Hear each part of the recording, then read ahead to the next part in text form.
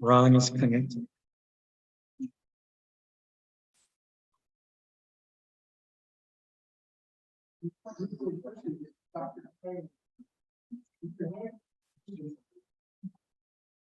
Emily and Ron are here.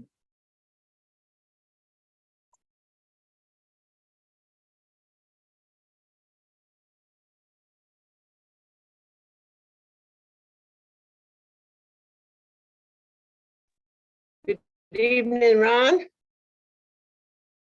Guess you're out too, huh?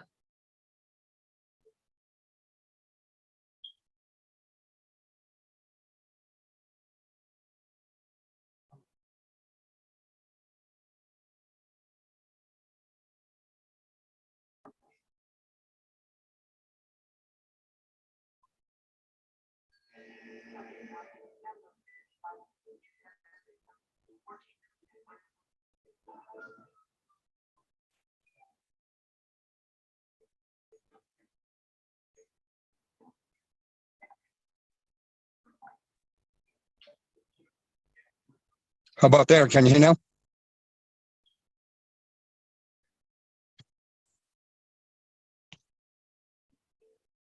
Yes, we can hear you, Mr. Ortiz.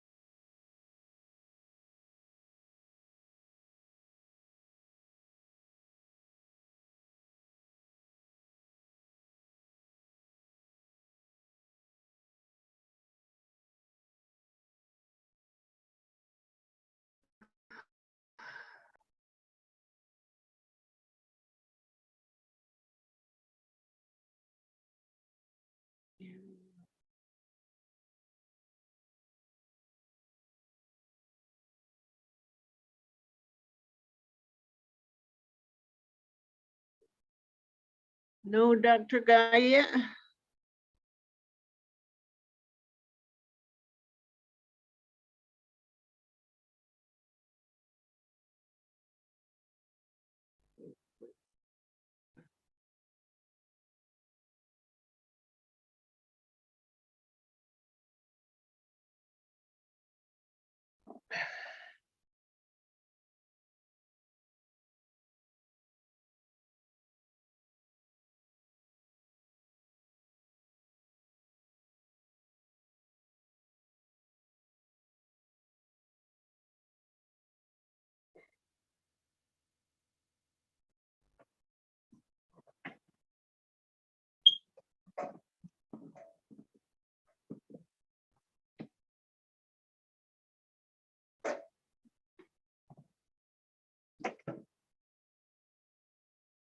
I'm trying to plug in my laptop.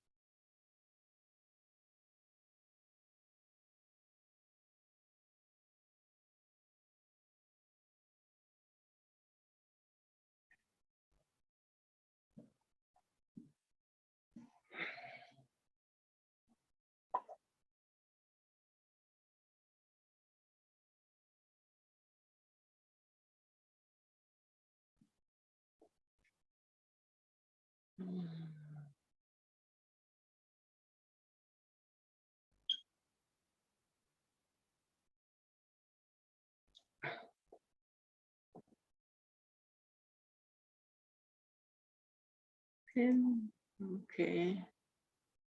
Oh, there's Dr. Guy.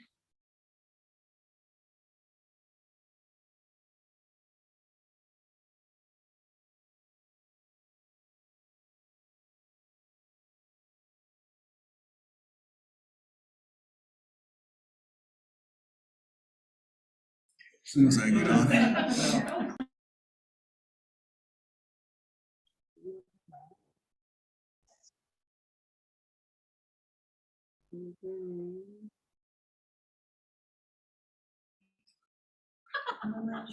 Ms. Hunt Daly, Yes, can you hear us?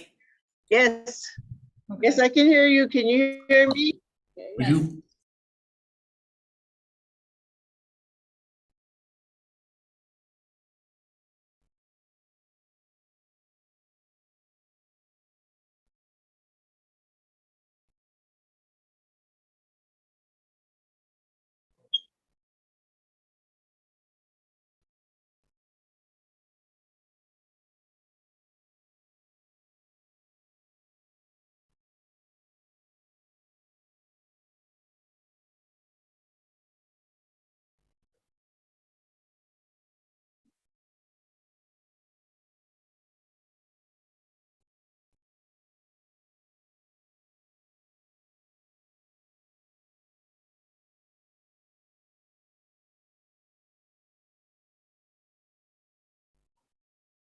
The Z is symbol of perfect friendships among our united cultures.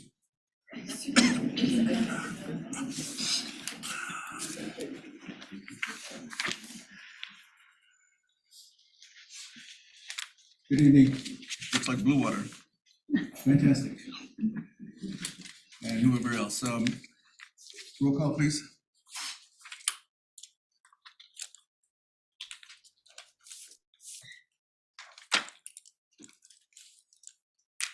Dr. Guyer Shambo. Yes. Emily Hunt Daly. Here, Thank you.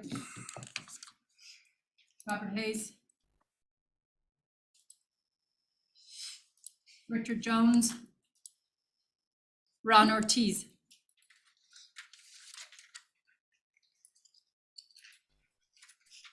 I see Ron. Ron. Ron, can you hear us?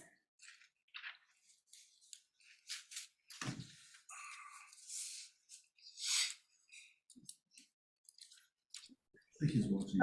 He's-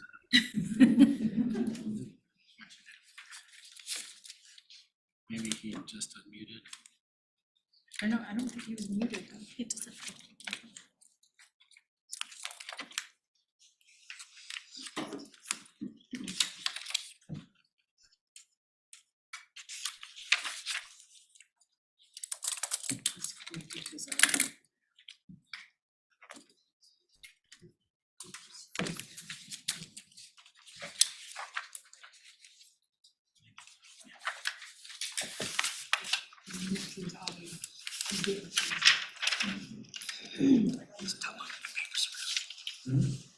John, can you hear us? Sorry. Except he's trying to connect to audio right now. Okay.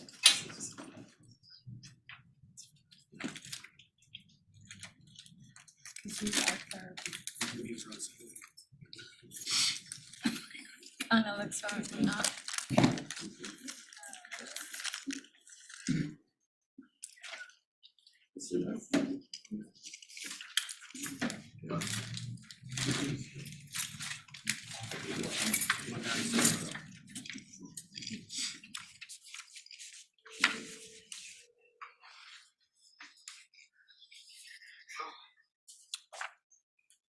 Okay, now he's on. Okay. Are you here? Okay, But I don't know if you guys can hear me or not. We can hear you. okay. Now we can. On the phone. I Say, can't hear you guys. you can hear us. I can hear you now on your phone. Okay, well, listen on the phone and watch the video. Same time until we figure it out, okay? So I'm gonna leave this on.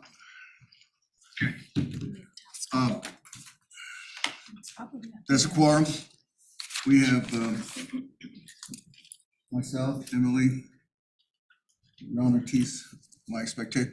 I believe Mr. Hayes may have a conflict in meetings between the city and here. He said he'll try to make it once it's over. Okay. All right. Let's see, wait a minute. Okay. Adoption of agenda. Uh, Any changes to the agenda? Anybody have any changes to the agenda? I have none. I recommend we approve it. Thank you. Is there a motion to approve the agenda? So moved. Approve the agenda tonight. Motion made by Ron Ortiz to approve the agenda tonight, I second. seconded by Emily Hunt Daly to approve the agenda as presented. Roll call? Dr. Guyer Shambo, Yes. Emily Hunt Daly, Yes, Ron Ortiz,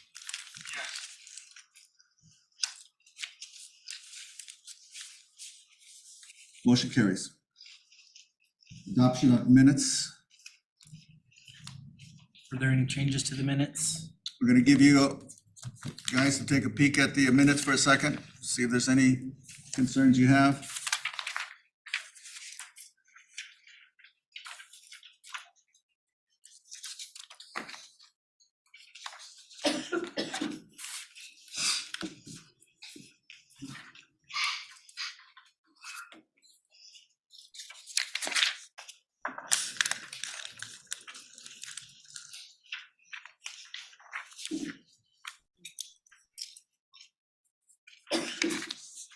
Now, did we have that, it shows the executive session, we did it, no, because we didn't do executive session, so I just marked it out. it's ready. I recommend to approve if there are no changes. Is there a motion to approve the minutes as presented? so moved. I'll approve the minutes tonight. Thank you. Is there a second? Second. Seconded by Emily Hunt Daly to approve the minutes as presented. Roll call? Dr. Guyer Shambo, Yes. Emily Hunt Daly, Yes, Ron Ortiz, Motion carries. Recognitions, Mr. Who do we have here? Paul? Yes, Okay, and then Blue He Ribbon? laughs. and then our Blue Ribbon School. Okay. Let me start with the first recognition. That's pretty good. In August, GCCS was given the honor of having an Edu Champion Award. And the Edu Champion is somebody who works behind the scenes, who diligently does their job and does what's best for schools and kids and for our district. And so an employee was selected. Nicole Stevens was our first recipient of the Edu Champion Award. And Nicole was given the task of selecting the next recipient. So the idea is you keep it for a month and then you pass it on. So I want to share Nicole's information about tonight's recipient. Mr. Widener, my nomination to pass on the champion belt comes to mind. I know you plan to pass on the belt during a board meeting and I won't be there tonight. I'm at a conference and I'm doing training for work. The person I would like to nominate as the next Edu Champion for the GCCS School District is Mr. Paul Vallejos. Mr. Vallejos demonstrates that he is a champion for the school district every day. First thing each morning, we are greeted by Paul bringing in supplies, mail, and other goods that we need for the district to operate. He always greets us with a happy, positive smile and friendly nature. The district relies heavily on his work from the warehouse, and his positivity affects every employee and every student in the district. Not only does he deliver all of the supplies to all of the sites, but he gets it done with a smile on his face. He has a humble nature and does it without complaint. He is also willing to help in the areas that are more than his regular duties. The next recipient of the GCCS Edu Champion Award is Mr. Paul Vallejos.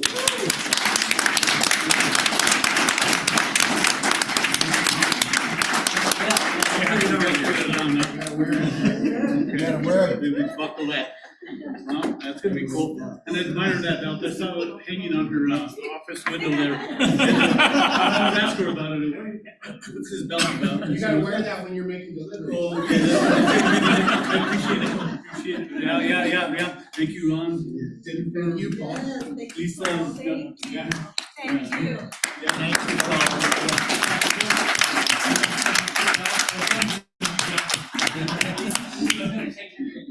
Okay. And with our superintendent and Mr. Widener. Sure, come on in. Cool, let's do the other thing. Give me your papers. 1, 2, 3. Okay, and then I'll take one of the family. Appreciate it, guys. Yeah. Stay. One more time. Oh, vanilla. Let's get some more.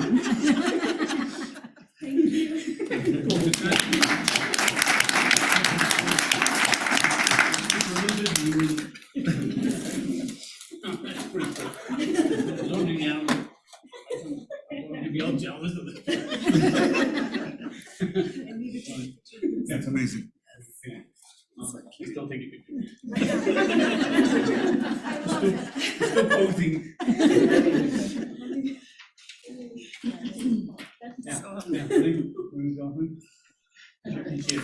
Well, you'll tell me who the next recipient is, Yeah, okay? I'm gonna. You pick somebody. Yeah, we will, we're gonna pick a good one too.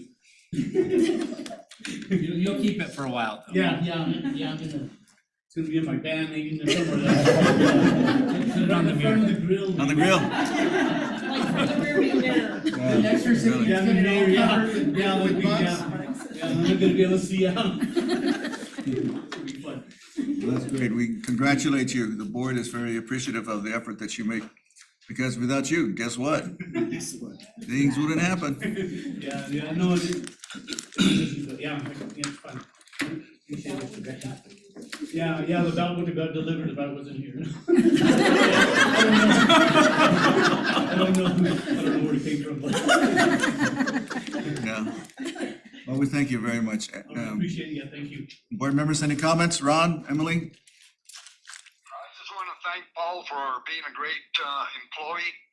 He worked for me back in the day and he was a good employee, and he continued his tradition by serving our students in our district. Thank you, Paul. I appreciate you. Yeah, you're welcome, Ron.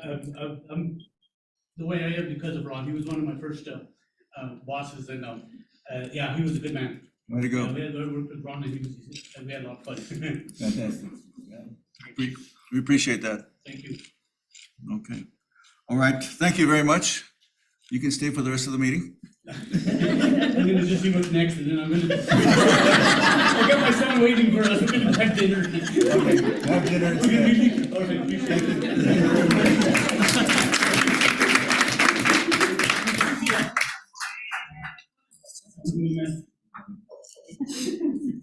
That's a personality that will light you up when you Yeah. see him, you know? Yeah. He is a all the very time. humble man.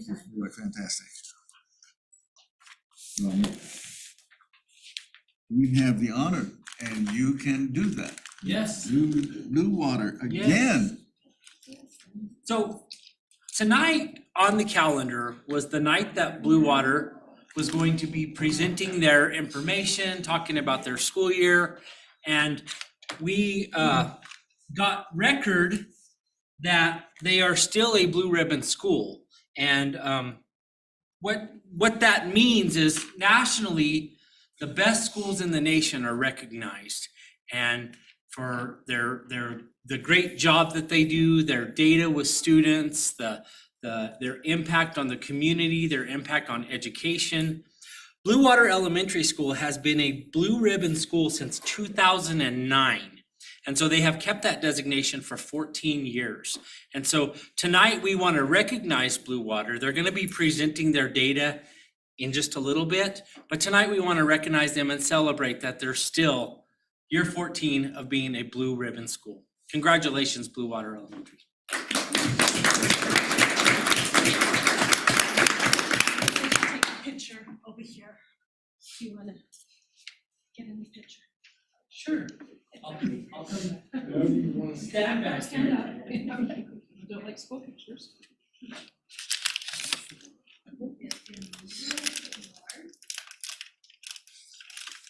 I'll come on this side so we can get. I don't know about this job. We don't either. Thanks. I know your finger's always in front of the pictures. I don't know. Mr. Miller, do you want to say anything or save it for the presentation?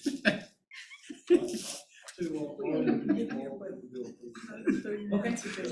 Yeah, we do have one thing that we have to do before the presentation. We'll do that and then we'll let you guys do the presentation. Okay.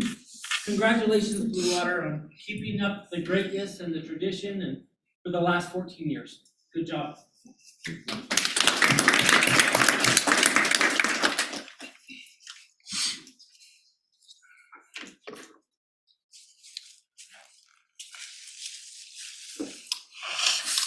All right, V, citizens to address the board? There are none? Then now, Mr. Hill. And now we can have the Blue Water presentation. Mr. Miller, introduce your people. What I'd like to do first, real quickly, is introduce the staff, because I don't know if you all know everyone, but then asked some of them, I do the board members, and they said no. So, and some of you people I've seen before, but really don't know you very well, but you all will just why don't you just come up here and stand up and, Mrs. Torres. This is Tracy Torres, she does our physical education.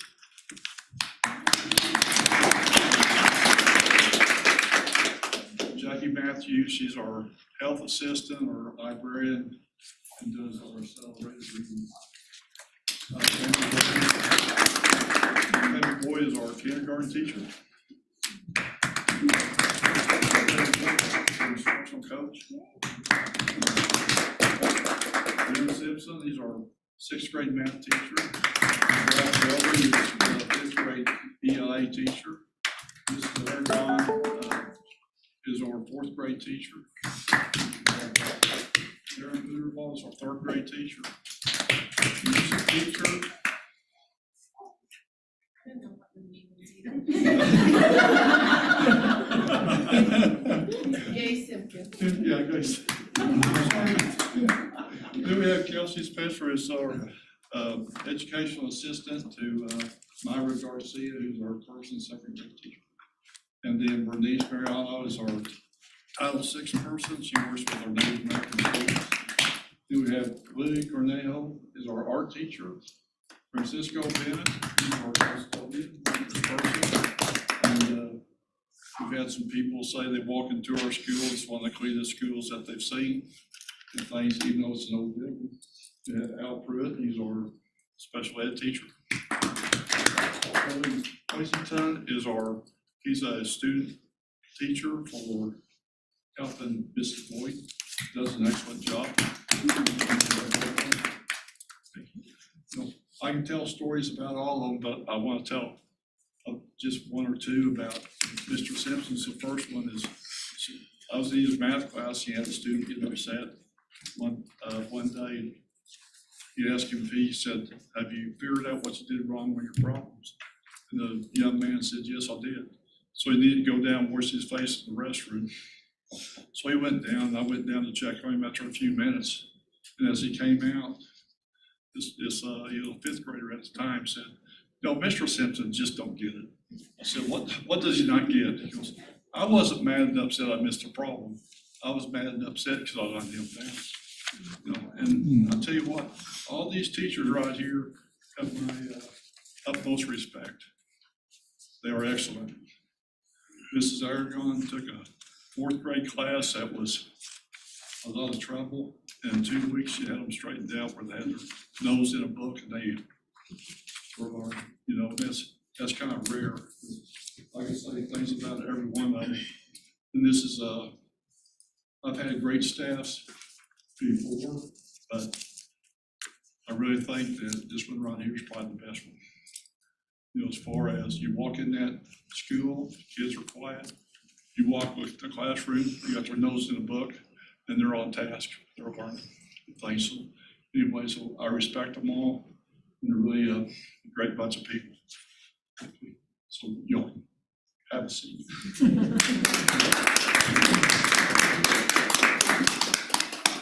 So a couple will come up here and help me do this presentation. We don't have a whole bunch of data because Dr. Martin, I know, would do a great job on his data presentation. We didn't want to kind of show you things over and over again. So what I thought we would do, and there's no I in this deal. It's we, it's all of us. I didn't do any special things out there. I back the teachers when they have trouble with the parent, but they do their job. That's what they're hired to do. I'm not gonna micromanage. You know, if I need something, I'm gonna get it. But if I can have restart our presentation. Do we have that on the? I'm sending it to Dr. Martin. Okay. So in about 68, I'm dating myself a little bit. I think I was in junior high. And anyway, there was a book written by Woody Hayes, an Ohio State football coach, and he said, you win with people. And I remember reading that book that I thought, I must surround myself with good people, great people, and people that gripe about things or are negative. I don't want to be around those people.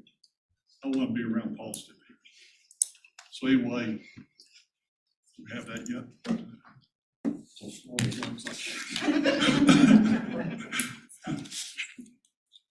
But anyway, so any great organization, I think you begin with people. Okay. You have to have real good people. Then you have to have a process. And this is a process that they used for many years. Even when Mrs. Sandoval, when she was a secretary out there, they used this process right here to educate the students. But anyway, this Blue Water School, kind of a road to success. The thing, I have Mrs. Matthews come up here and talk about the accelerated reading, the Million Word Club, and then I have Mrs. Simpson come up also because she'll tell you a little bit about how it's done. This is one thing I believe in is people need to read and read to understand.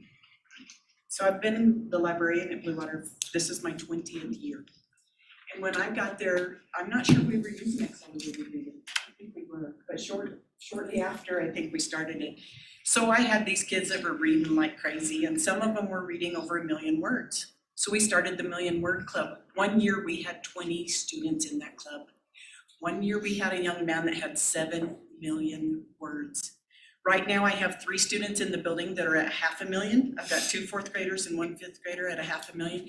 And we all make a big deal out of it so that the kids get all this recognition and then they want to read more and more and more. I had a young man come in the library the other day, he's from 6th grade, and he says, I made my goal. I said, well, I hope you don't stop reading so you can be part of the 1 Million Word Club. He wasn't one of our students last year, so he's gonna keep reading so he can be part of the 1 Million Word Club. But everybody in the building pushes it, everybody encourages the kids. We do pencils and bookmarks and all kinds of stuff. We have 4 AR assemblies during the year. We really make a big deal out of AR reading and the kids love it, so it works for us.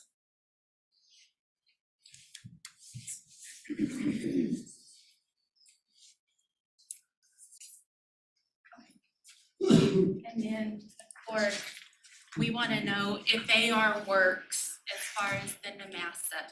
And so, Darren, sometimes it doesn't end at the end of the school day, but we get our scores and our AR data and then compare them.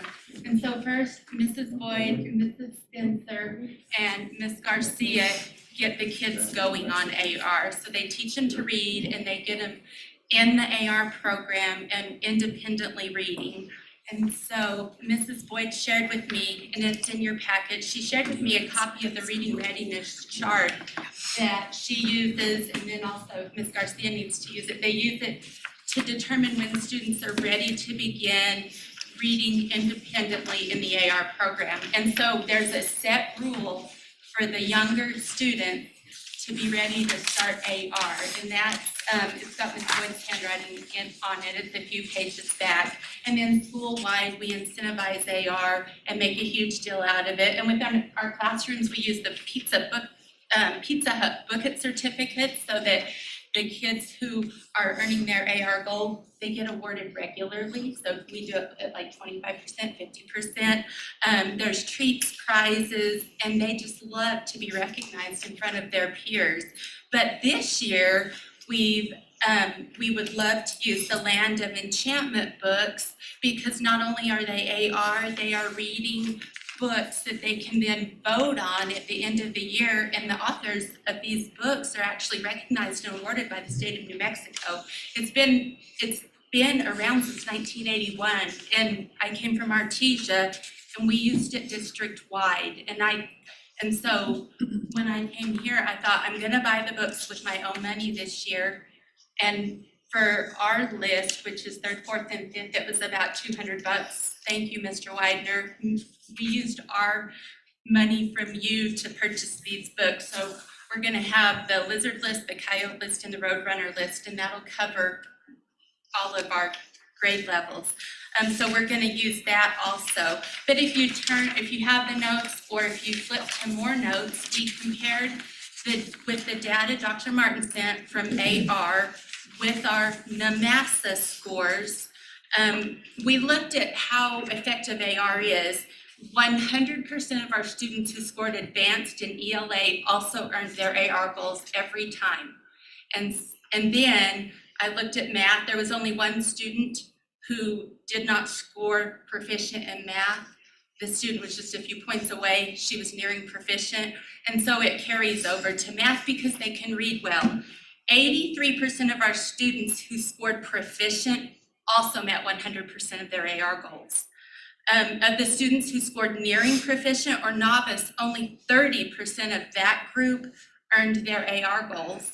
And then of our 10 students who scored either nearing or novice on the NMASA, 60% of those were on Tier 3 or Tier 4 of the New Mexico Attendance for Success Act.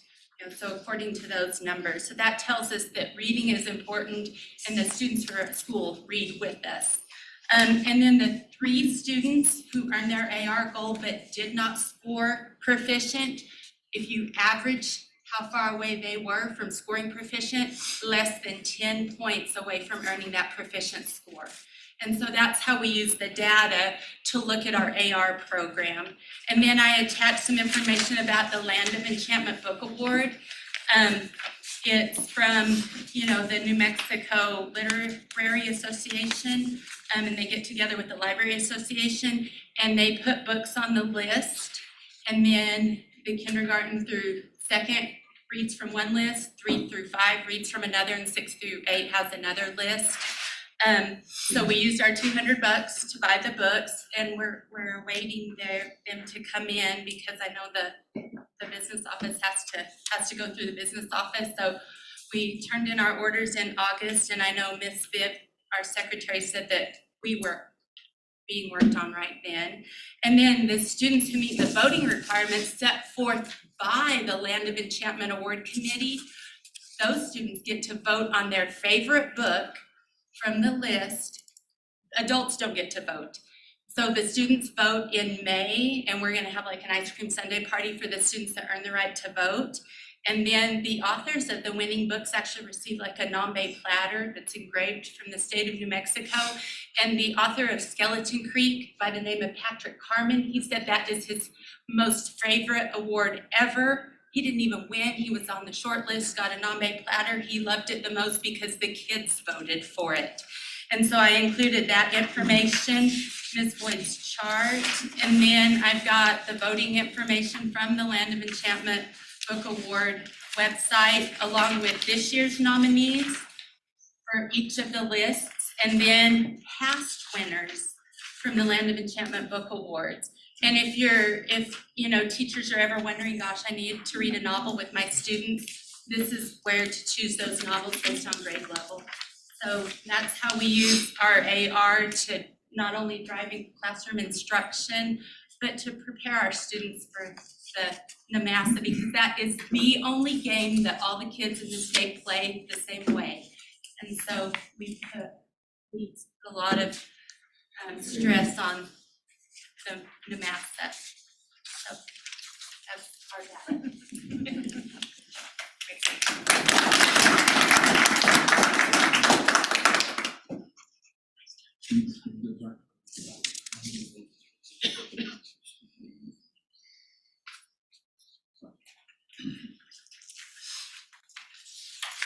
I know, Dr. Archambault, you're really interested in absences and stuff, and we tried to stay up about 94% of our students being there at school, because we found out that if they do that, with these people teaching them, they're gonna be highly successful in the state mandated and things. So if you look right there, as a whole, we have 5.1% already that's been absent. So we're at like 94.9%. And the same kids that were absent last year, they're the ones absent this year. And I get phone calls from parents saying, how come you don't, your kids aren't in school? And it's been because my car wouldn't start. And even it's been like, well, it's cold outside, my windshields are icy. I didn't want to get out there and clean the windshield off and drive them to school, so. Anyway, so we hear about everything, but we do make contact with our parents when the kids aren't coming to school. All right, next slide, please. So this goes along with Canvas, and you can't see it very well, but our goal each 9 weeks is to gain all our students, even the ones that are learning disabilities, grow them 3%. It goes along with our strategic plan for the school district, because at the end of the year, they want the growth to be 10%. So we feel like if you start with the end in mind, we think we can hit the 3% for the short-term goal, and then by the end of the year, we'll meet the district's goal is of 10%. And then it says on there too, it has our attendance to be 94%.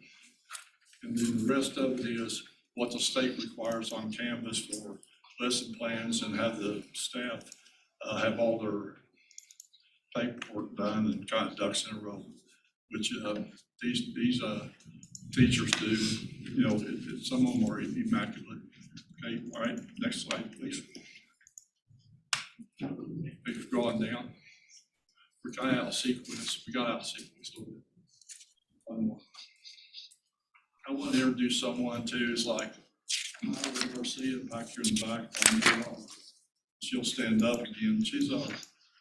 She taught me a lot about teaching in the Philippines, the difference between the Philippines and the United States. Because I don't know how she really wound up on Blue Water, but she was driving through and dropped off her resume. And so we checked out her references, and she was so, they were so good, we hired her. And then she just began to work, I think about 2 years ago. And I walked down in her classroom and said, I need to talk to you in my office. Wrong thing to say. You sit down, I swear to you. Anyway, she goes, sir, what have I done? You know, I go, you haven't done anything, you know. I just want to see how's your year going? Do you need anything? Things like that. And she says, boy, in the Philippines, when you get called into the office by the administrator, the teacher's in trouble. You know, so I kind of learned that, kind of walk around with Kids Club a little bit and realize there's a difference in education in the Philippines and education in the United States. But this is like our, what we kind of expect, like in the ELA, our information. It's in our handbook, and it also goes out to all the parents in the beginning of the year, each year, if they had kids before, or some of our parents that went to Blue Water, it hadn't changed much, you know, so anyway. But the big item here is research. Is we have organization and their interactive notebook. And we use the Google Classroom because that gets the students used to using their Chromebooks for to take the test and things. And we were really honored. I want to say it's a big honor. We had one of the boys scored, let's see, 689 on the state mandated test, and the highest score you get is 690. And so we called the state and asked them how come, what kept him getting a 690? Because he can't miss any. He only missed 7. He missed 4 in math, 3 in DLA. So anyway, that's a pretty good student. Thanks. Anyway, but this is the information. If you want a copy of it, I can send it to you or whatever. But we have ELA and we have math right there. All right, let's go to the next slide, please. Okay, this is some of the things we do with community outreach. Is all of us, we have some clothes we never wear, or we go to yard sales and pick up things that are new. And we have a giving closet. We'll put it out and we'll invite the families to come up and they can pick out anything that they need for their children or for themselves. And so we get coats from different organizations, so everybody gets a warm coat. And then what we have this also, so we really help the community on things that they need. You can go to the next slide. And then we had canvas and cider. We made apple cider, and then we thought we'd have a good fundraiser for art. Okay? And so anyway, that picture up there of the tree was about this small. And then our art teacher, I had Mr. Carnejo, please stand up. You know, he could probably make a fortune just selling art. Anyway, but we had about 44 people there that he gave an art lesson to. And while he gave the art lesson, this used to be just a blank canvas. And then he was walking around helping people. In 90 minutes, he had all this done. But the 90 minutes wasn't all spent on this. It was walking around teaching people how to paint. Okay, all right, but he's just does an outstanding job. And a lot of businesses will say, paint us a sign. He didn't turn anybody down yet, so anyway, so signs you see is what he has also done. Right, next. And this is our groundbreaking. You know, so most of you were there or have seen this picture before. And then go ahead and go to the next picture.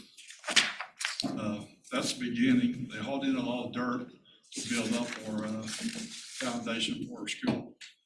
And we are going to put a time capsule in. And then, so they had opened it up in 50 years. I may not be around then. Who knows? Okay. All right, then, okay, the next slide. Okay.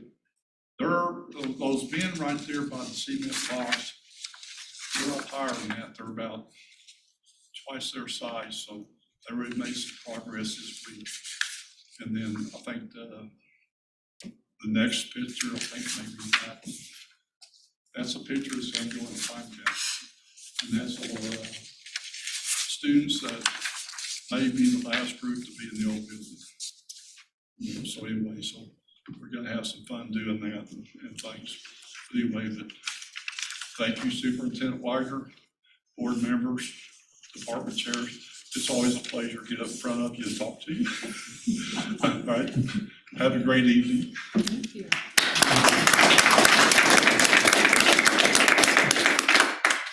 I do want to congratulate you guys on continuing to be a blue ribbon school. I sent the board members pictures of the Earth globe that was there last week, this week? Yeah. Last week.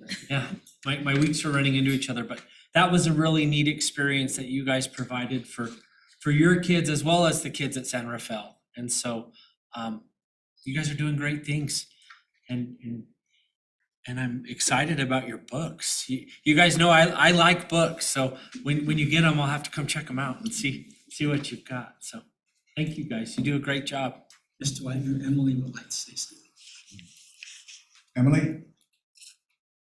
Okay, on that note, Mr. President, I'm just amazed at some of the successes and the services that you're providing. Now, my next question is, are we replicating those successes at other schools? Although I know the numbers might be a little bit lower than the other elementary schools, but I can't see why we can't replicate some of your successes at these other elementary schools. It might be worthwhile to get our students in that mode of thinking and reading and math. And I'm pretty sure that the other principals and teachers would welcome new strategies, new research that you're applying. And so it's good that we can do this at one school, but I would like to see it at all the schools.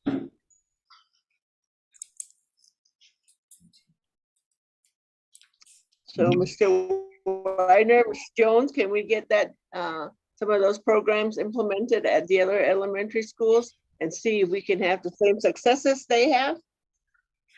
Yes, ma'am. Okay, I'll put that on your plate to get some reports. You're gonna on look that a lot more into at the their next reading meeting. program. I'll be looking for some reporting on that.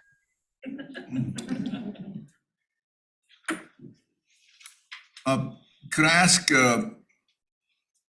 any one of you to just comment on what you think are some highlights that you've had this year with students or with anything that you've done that kind of gives us a sense of the vitality that exists in your school, the things that drive you that are so important, that are reinforcing what you do? Is it between you two? Is it with the families? Is it what is it that makes this school seem to be so successful? Any one of you?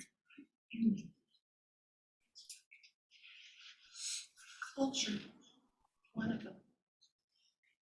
I teach, okay, Miss Mariano helps me teach Navajo songs. They're very difficult to find. And as an English speaker and a little bit of Spanish in my background, it's very difficult. But the children, one thing in music, they eat it up like it's candy. They love the cultural things. The Hispanic things they like, but because we have so many Native American Navajo students within our school district, and I have parents come and if most of them shop at Milan Supermarket. They come and they give me a hug and they tell me thank you. That's wonderful. If I have their support, then the kids are gonna come to me with positive attitudes. And it's just not me, it's the rest of them too. But for me, my highlight is being able to teach these children Navajo songs and for them to enjoy them. And I just wanted to put a little blurb in. Blue Water's always been a great school. 100 years ago, my grandfather had attended first grade there. Amazing. Yes, I'm new on board. I'd like to say all this is because of me, but it's not. But I have been in the district for 24 years. I've been a teacher in the district. But some of the things that I noticed with the school that makes it so unique is if you look on successes, how to make a successful school, these guys probably hit the top 3 of them. Number one, they probably have over 100 years plus of experience. They all believe in the same thing, the discipline, the academics. I mean, the transition that the kids make from year to year is almost seamless because they're all doing the same thing. And these statistics they're giving you, they dig in.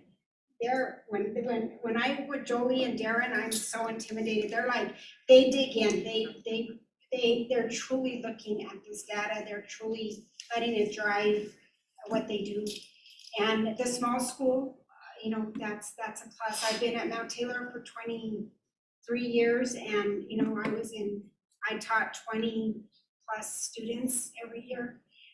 So their dynamics, like I said, are textbook.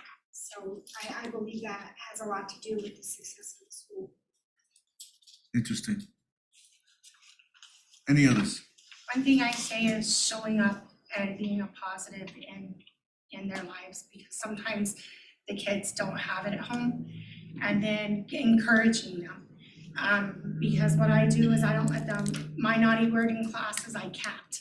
So I don't ever let them say I can't, because I believe that when they put their effort towards it, they can do anything. So once they like even jump roping, like getting one kid that would swing it to their side, finally jump roping and consistently jumping over the rope and praising them once they do it and making them feel like they're as big as a mountain. So that's one of the things I see. Thank you. Any others? I feel like the key thing, Dr. Archambault, is Tammy Boyd starts them in kindergarten. And the staff folds up to my grade, first and second grade. Our discipline is the same.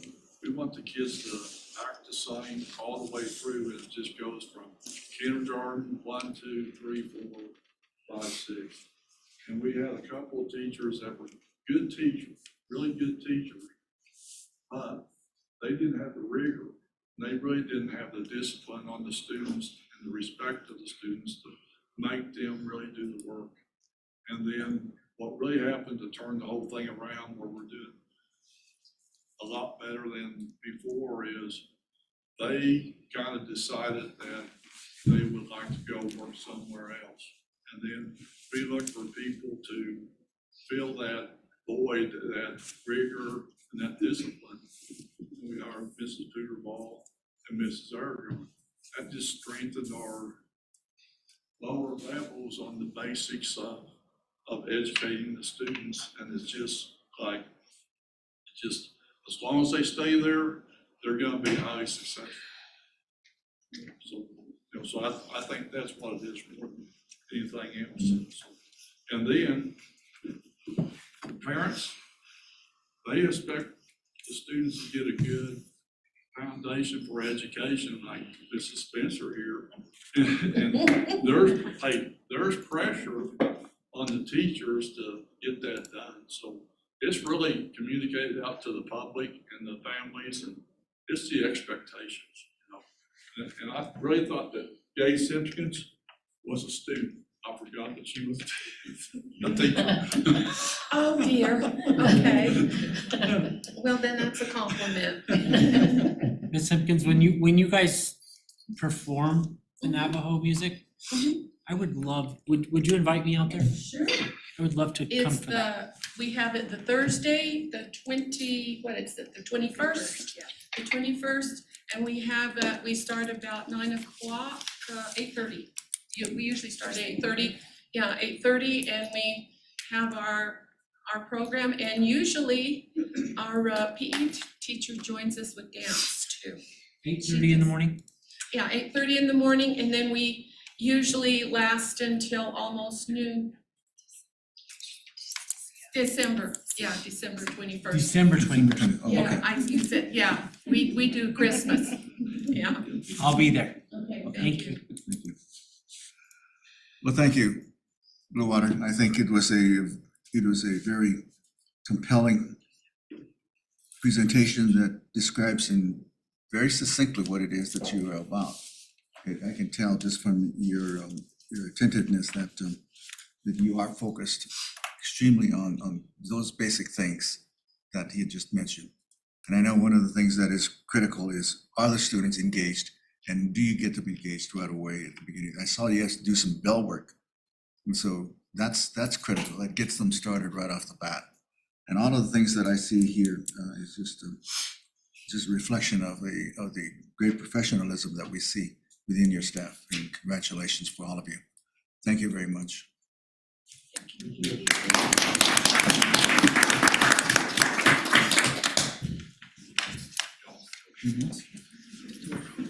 Thank you, guys. Thank you. At this time, Dr. Archambault, we will have a presentation from Ms. Salazar regarding the second read of our board policies Okay. from NMSBA. Good evening, President Dr. Gary Archambault, board members, Mr. Widener, and colleagues, and a few community members left. It's my pleasure to present our second read of our policy service advisories. Originally, there were 5 policy advisories given to us. And what we asked was to condense the first 2 policy advisories to our existing non-discrimination policy of AC. And you had asked, the board had asked to see what it would look like, how we embedded that into our non-discrimination equal opportunity. And I did provide all board members that proposal. Everything that we've condensed with those 2 policy advisories are indicated in red with our existing non-discrimination policy. And then we also had to add on those legal references as well. And so that's what we would like to propose with those 2 advisories rather than keep going. Okay, hold on.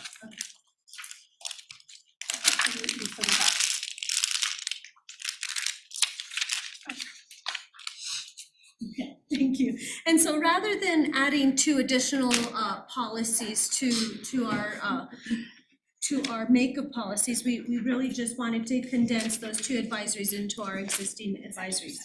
And so that would cover the first 2, and that's how that would look for our district. So the real new policy advisory is going to be our policy advisory 235.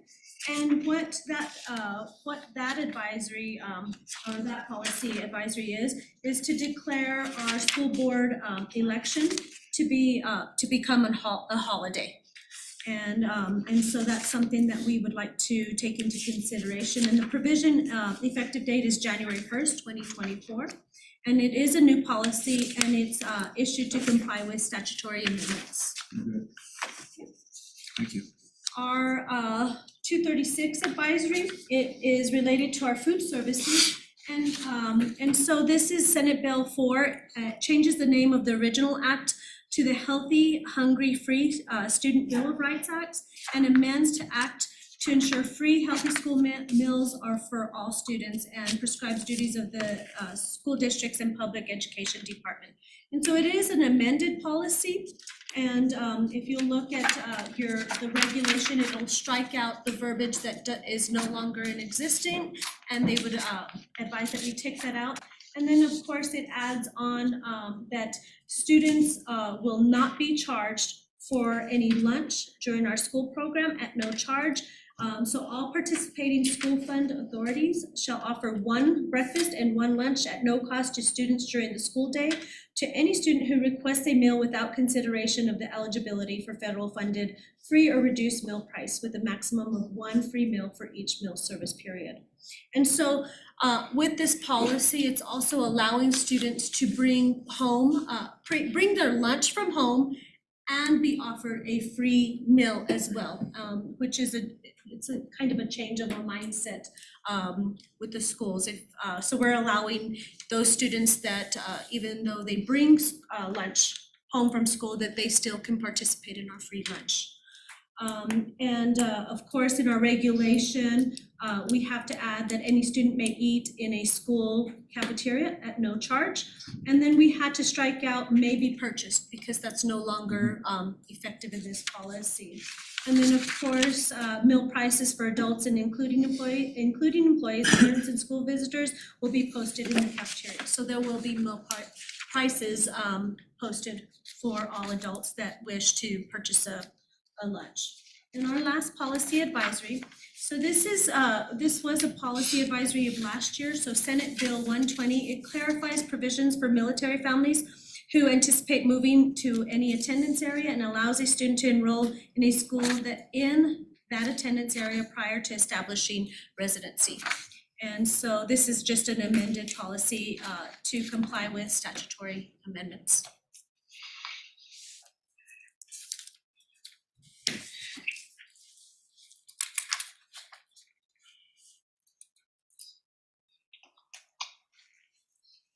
Are there any questions or clarifications? I think that's a more effective approach to take, than to, where you did do it the way that you did. So that's great.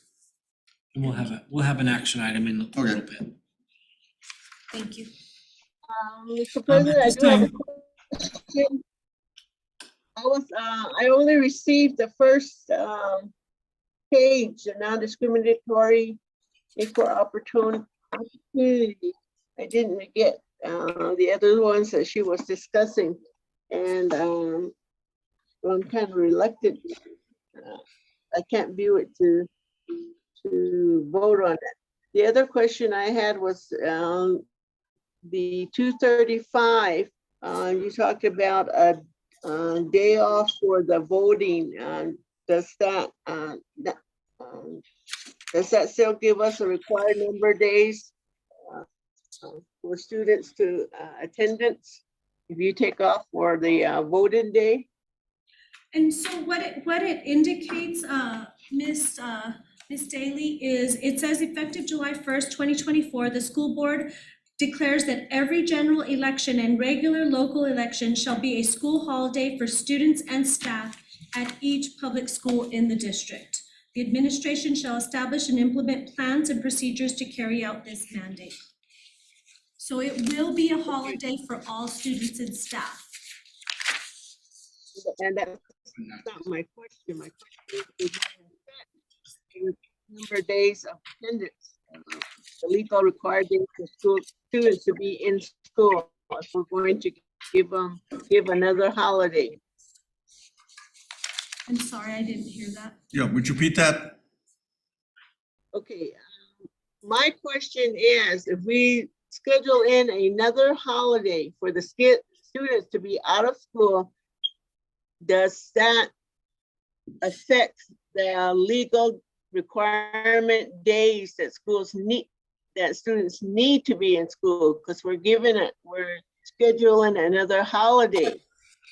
So So it I'm will just making affect, sure that, yes, ma'am, it will affect the instructional time and we will have to adjust that instructional time that all students should be in school. So yes, ma'am, it will affect that. But it will be effective July 1st, 2024. So we'll have time to look at calendars and bring our committees together and have the district vote on which calendar they would like to implement and have, and then of course, present it to the board for approval. in that case, whatever preliminary results you come up with as to the days that you might reschedule, can the board receive at least your preliminary report so that we can see? Because I know a while back we had a big fuss about not having Veterans Day. Okay, then we stuck it back in.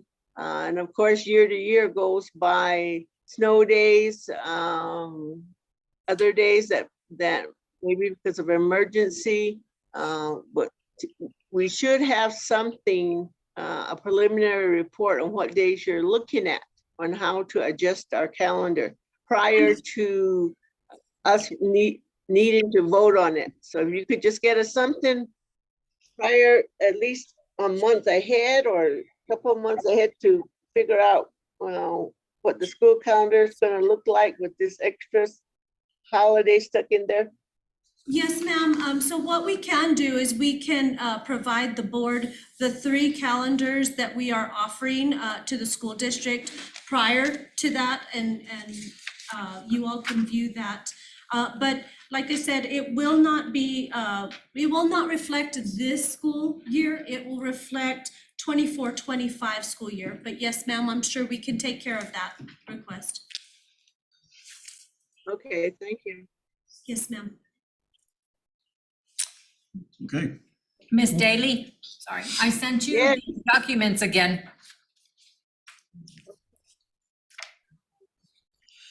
You didn't see that. At this time, board members, we are gonna have the next presentation. Okay.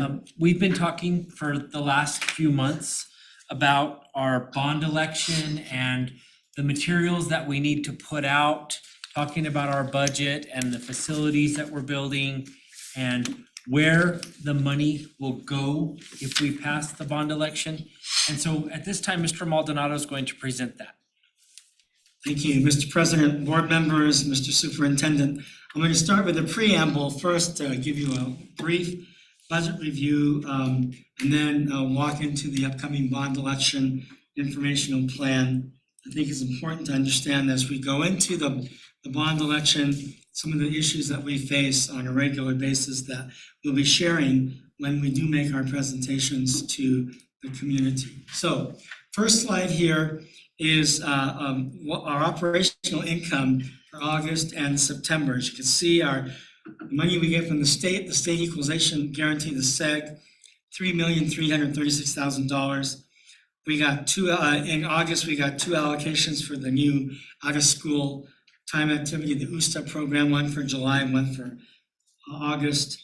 We also got the same for September. And so actually we got one in September. So anyway, our income is 3.5 million approximately for each of the months. That's the income for the monthly operational, non-title funds, any other funds such as food service or transportation, anything like that. Our gross payroll, you can see here for each of those months, our payroll taxes, the money that we pay for the NMSIA school insurance plan, money we contribute for retiree health, the ERB money that we contribute for retirement, state taxes and other benefits. Total in August, $2,342,000, in September, $3,027,000. So what is the difference? So our operating revenue in August was 3.5 million. Our total payroll expenses, just payroll, were 2.3. That left a difference of $1.2 million. Remember, the operational fund pays for everything from lights to rents to you name it, lots of different things. So that's 65% of our budget in August. It's lower than September because in August, we don't have a full payroll yet in the entire month, so that's why. But on an average month, payroll accounts for 86% of our total operational money. That's why it's very important for us to watch our pennies with everything that we do. So here's our total monthly income that's not part of title funds. The SEG, the out-of-school time activity, the transportation, for both July and August, the money that we got from the USDA for food services. You can see, and then Morton Capital is the money we earned on the investments that we made, that we've been making. So our total revenue in August was $4.1 million. In September, $3.5 million. So if you look at all those non-title funds, take a look at our bond income. Our starting balance in August was $8.8 million.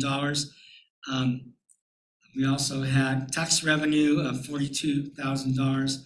Morton Capital, $51,000. So the tax revenue and the Morton Capital investment income was $98,000 for the month of August. Our revenue in September was $104,000. And out of the bond account in August, we only paid $30.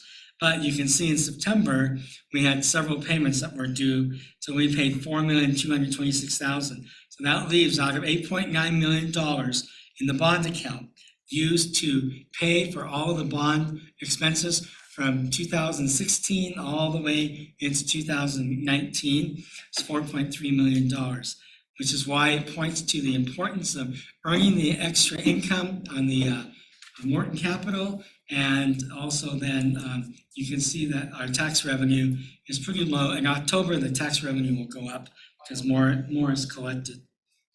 So out of the Blue Water, I'll give you an idea of Blue Water expenses. Our district portion for the bond, ARP, is $4.9 million. Our design costs were $117,000. Payments so far to the contractor were $515,000. Payments to other contractors were $9,000. Our total payments were $641,000. So remaining balance on the 2019 bond was $4.2 million. And why do I show all this to you? Because it's really important when we're asked about why we have high cash balances or why we maintain reserves. If you go back to the shortfall we had here, where we, over and above in September, we only had $482,000 in operating funds over the operating income that we had. So that money is paid for out of our reserves until we can collect it and do it again. We don't get typically the money for food service and for transportation in advance. So we're advancing that money and waiting for it to come, not including all the title funds that we then have to go after. So very important message that we want to make sure that we give to the public about why we have money in our savings account, because I know we'll be asked. And it's a legitimate question, and I'm happy to explain it to anyone. So the ESSER money, here's a list of the ESSER money and the CTE funds. So I wanted to give you a short sort of snapshot of where we are with our ESSER funds. We began the year with $3.1 million. We had expenses in salaries of $401,000 out of those funds. We also had encumbrances for the remainder of this school year of $1.2 million. So that leaves a balance of $1,446,000 of ESSER funds. We revert back to that $303,000 that was reverted back to 24330 and allocated to SB9 funds. We took out the anticipated expense for the Laguna and Acoma learning loss subgrants if that happens, as well as allocating, making sure we have enough to cover the hard to fill and sign-on bonuses.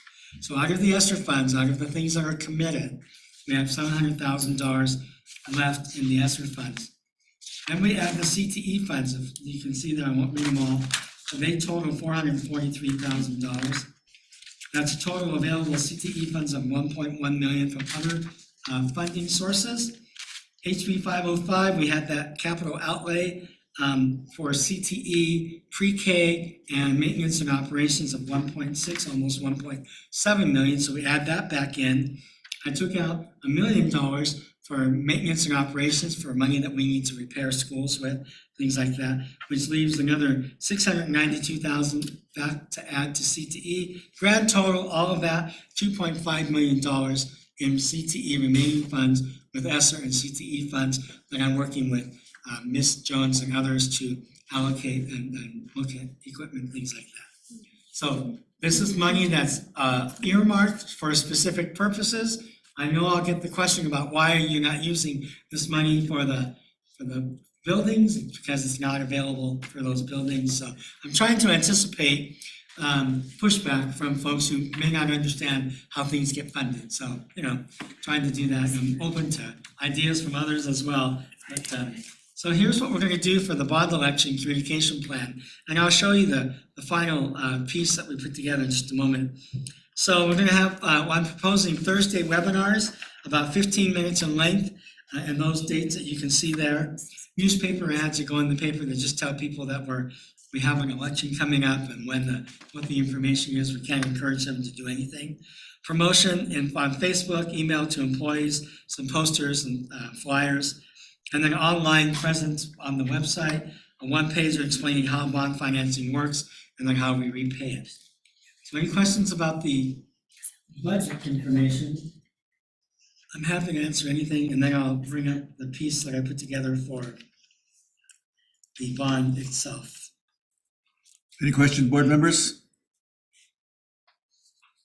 Can you use that bond, are we? Emily, would you speak up, please? Hold on, let me see. Okay. Are you planning to use any of that bond money for replacement of equipment for our CTE classes? Because I know they're quite expensive. So your question is, are we using any of the bond money to do any CTE replacement equipment? Is that your question? Yes. The answer is no. We're not using any of that. If you refer to the original 2019 bond document, we said that we were going to do Blue Water Elementary, Mesa View Elementary, and some repairs around the school district. That's what we're using that bond money for. And you'll see when I pull up the new document, it's going to be a similar set of projects there. So none of the money from the bond goes to any CTE programming, any of that. We're using all the other allocations that we received that are not part of our borrowed money. Does that answer your question, Ms. Hunt? Yes, and the other further question, what about some of the things that are not being fixed? The heating, the cooling at various schools. Where's that money coming from?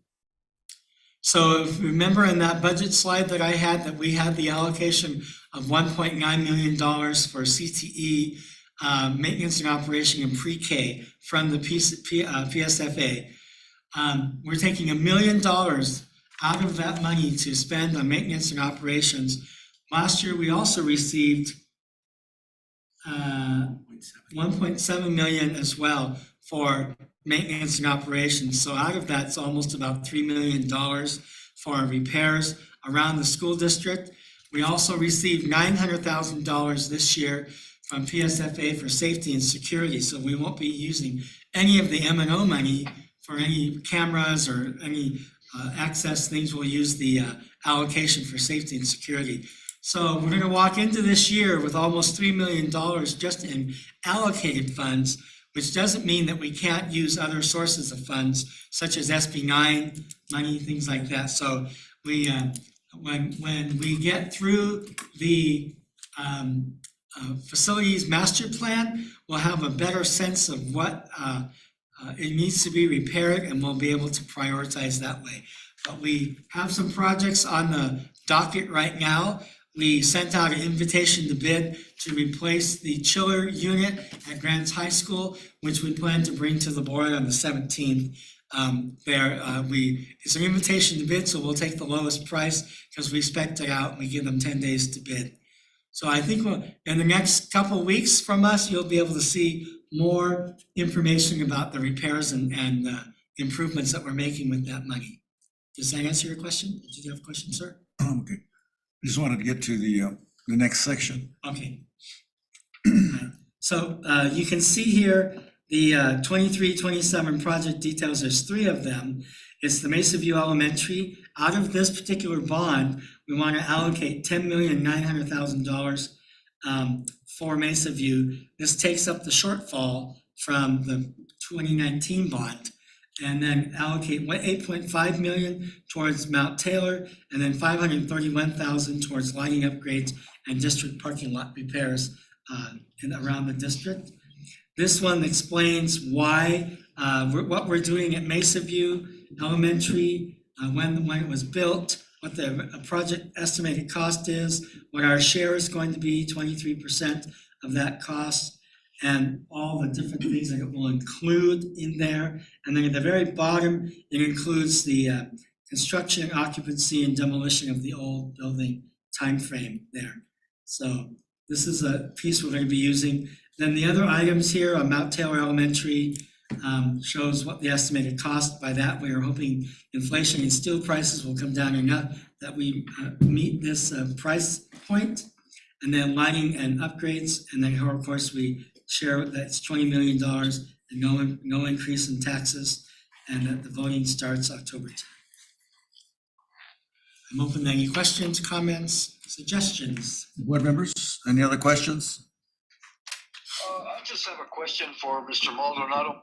How much on each school from Blue Water to Mesa View have they gone up from where we first started? So in the very first thing our very first piece was $6.6 million for both schools. And now it's 4.9 million for Blue Water and 12 million for Mesa View. I'm not good at math, but what is that difference? Almost double, more than triple. Over double, less than triple. So again, I'm not good at math, but I'm in finance. Are we still gonna have issues in getting materials for the bill? I'll let Mr. Triplehorn address that question. It's a great question. So right now, the construction industry materials, most of those have stabilized as far as the lead times on them. The ones that we're still having issues with are our main electrical switching gear, so like the main panel that the electric comes in. Those are generally like 16-month lead time on them. So we have to order those as soon as we ground break on a building in order to get them in on time. But everything else is pretty well, almost back to normal, not quite, still a little bit slower, but getting close, so. And steel prices, before we started, steel prices spiked at 24% increase in the last 2 years. They've now come down 12%, so we're gonna see the effect of that. Hopefully, the bids that we get from Mesa View will not be $850 a square foot. We're hoping that they'll be closer to $600, $700 a square foot. Still very high, but it brings down our costs significantly on a 62,000 square foot. Thank you, sir. Just make sure that we push on the bond, that there's no increase on taxes to our communities, so push that heavily if you could, you know? Very good, I will do that. Okay, thank you guys, appreciate that. Couple of other opportunities to communicate is with the Laguna Rima chapter. So I'll let you know when that, I'm gonna probably contact them tomorrow or the next day to see if we can get on their schedule. And I don't know whether they'll do Zoom or whether they will actually reply in person. But that should be the like the 17th, that general period of time. And so that'll be a good opportunity to do that. To reach out. As for Laguna Acoma, I'm not certain what you would have to figure out, talk with the two governors to see how they would want to have you communicate that with them. One of the things that they use a lot are the newspapers. Some of them will read the newspapers. We do have meetings with them. Or actual meetings communicating with them. And, but for sure, you can get the larger, voter pool is with Navajo. They have a large percent of them, and they typically are responsive to voting. So I'll let you know when that can be done. Any other questions? I just have a question of Yes. clarification. So for the bond election, you're wanting us to reach out to the tribes to make sure that we give them the information so they can disseminate Yes. that to their people, okay? And So, like, we if do have that's- meetings with Well, we them. have those student success dialogues, which we could just ask them during those dialogue meetings how they want the information, just so we have that. Yeah. Okay. With, but we don't do that with RAMA, with the RAMA chapter. Correct. No, that's So- with Wakapura. So we would need to do some direct contacting with RAMA. It's not that complex, it's basically just one meeting, and they all basically attend, so we would be able to use the RAMA chapter meeting in this month to do that. So I'll get a hold of you. And so they're usually receptive to these things. Yeah. Okay. Any other questions? Seeing none, thank you. Our next presentation comes out of conversations that Dr. Archambault and I have had since the board retreat. And Dr. Archambault had some really good information about effective school boards. Yeah, I just wanted to highlight, I didn't want to give you a book. And I did mention that, so just for the board's reference, again, these are some of the 8 characteristics that would help to drive our more improved approach to try and be involved with our voicemanship. And you will notice that the first one has to do with high expectations that we all need to have. Second one has to do with some shared belief and values. Third one has to do with school boards need to be more accountability driven, spending less time on operational issues during the meetings and more time focused on policies to improve student achievement. 4, effective school boards have a collaborative relationship with staff in the community and strong communication structures to reach out to the community. So 5 has to do with boards becoming data savvy, and that's one of the things that we're trying to do right even to tonight and in the months to come, is to become much more knowledgeable as a board on how to understand the data that is important to the district and to continue to work in making continuous improvement. 6 has to do with aligning all of our resources, our professional development to meet our goals. 7 has to do with having the board lead as a united team with the superintendent with collaboration and trust. 8, effective school boards take part in team development and training, and sometimes for the student to build shared knowledge, values, and commitments for their improvement. So we need to do a lot more training on our part as a board. So I just gave those to the board members. I think I gave them a longer version of it, but I thought I just would put that in there to help them remember or to reinforce our focus that has to be our agenda for this coming year. And that's all I needed to do on that one. At this time, Dr. Martin has been working a lot on data and the calendar of data that we're going to look at and what kind of information we can provide to the board. And so I'm gonna let Dr. Martin start his presentation. He's gonna talk about the calendaring of the data, and then he'll move into some of the specifics of the beginning of year data. Mr. President, members of the board, Mr. Superintendent. So the first page of it, I wasn't able to create the PowerPoint because I deemed it better for it to be a PDF, because when I put it in a PowerPoint, it seems to be smaller and all that. And so I left this report as a PDF. It's 45 page. There are 45 pages on it, but I will focus on what we actually, you know what I mean, need to focus on, because some of the charts were actually combined into one, which I believe is is a better representation of that particular data. So the first page is our schedule for school board meetings, data reports. So as you can see, the first one on the list is today, October 3rd. And this is what I will be reporting about, the IMASA BOY results, the iStation beginning of the year results, attendance data, chronic absenteeism, ELP implementation, and MLSS implementation. Just for everyone's knowledge, the data that's being reported for each date that's in this particular list depends on the timing of the assessments and when those particular data are being pulled. And just for everyone's idea as well, the dates that you see are the first board meetings of each month.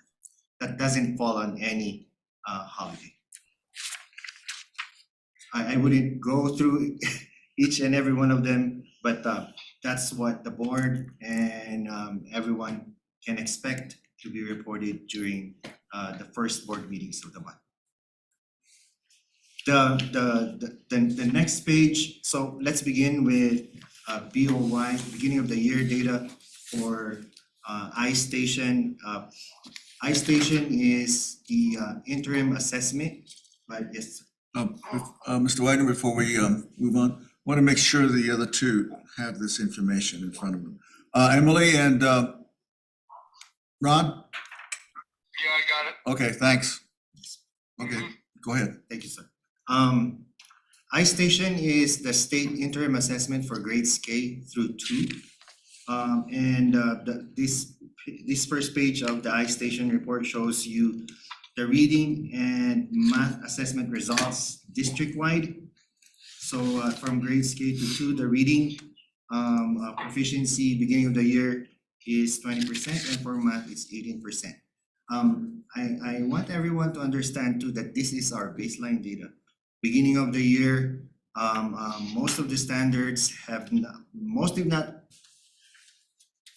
only a few of the standards have been discussed so far this part of the year. And so these kinds of results are to be expected because these assessments cover all the standards that the students need to learn for the entire year.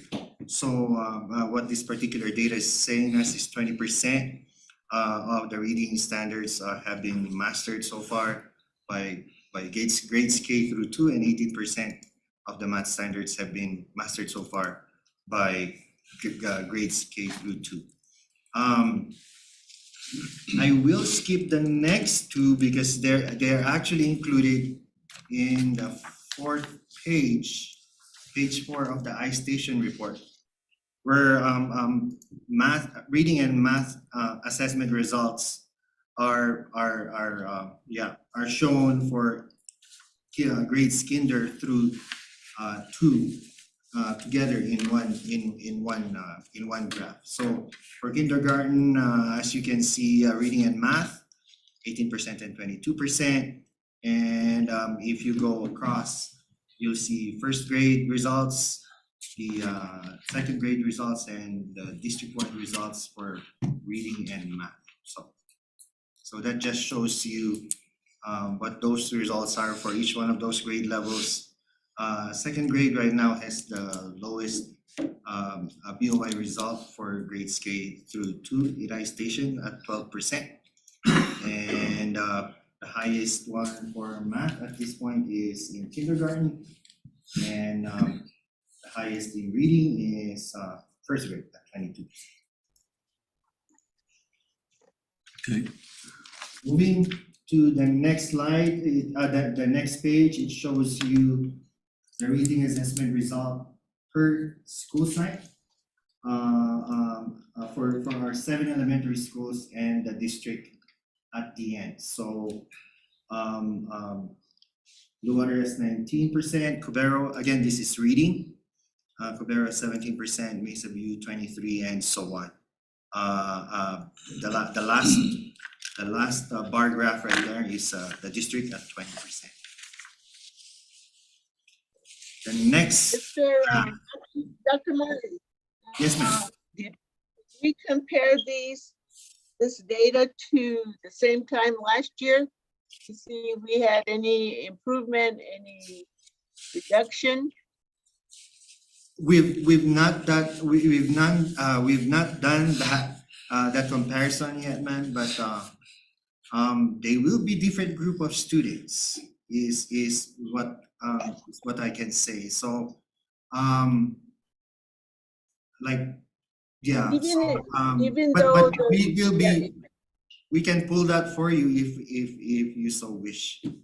We'd have to compare current second graders to last year's first First graders. graders. We have to make it cohort data. Cohort. Yes. On that, to not compare which is kindergarten. And so, And we can correlate those, Miss Daly.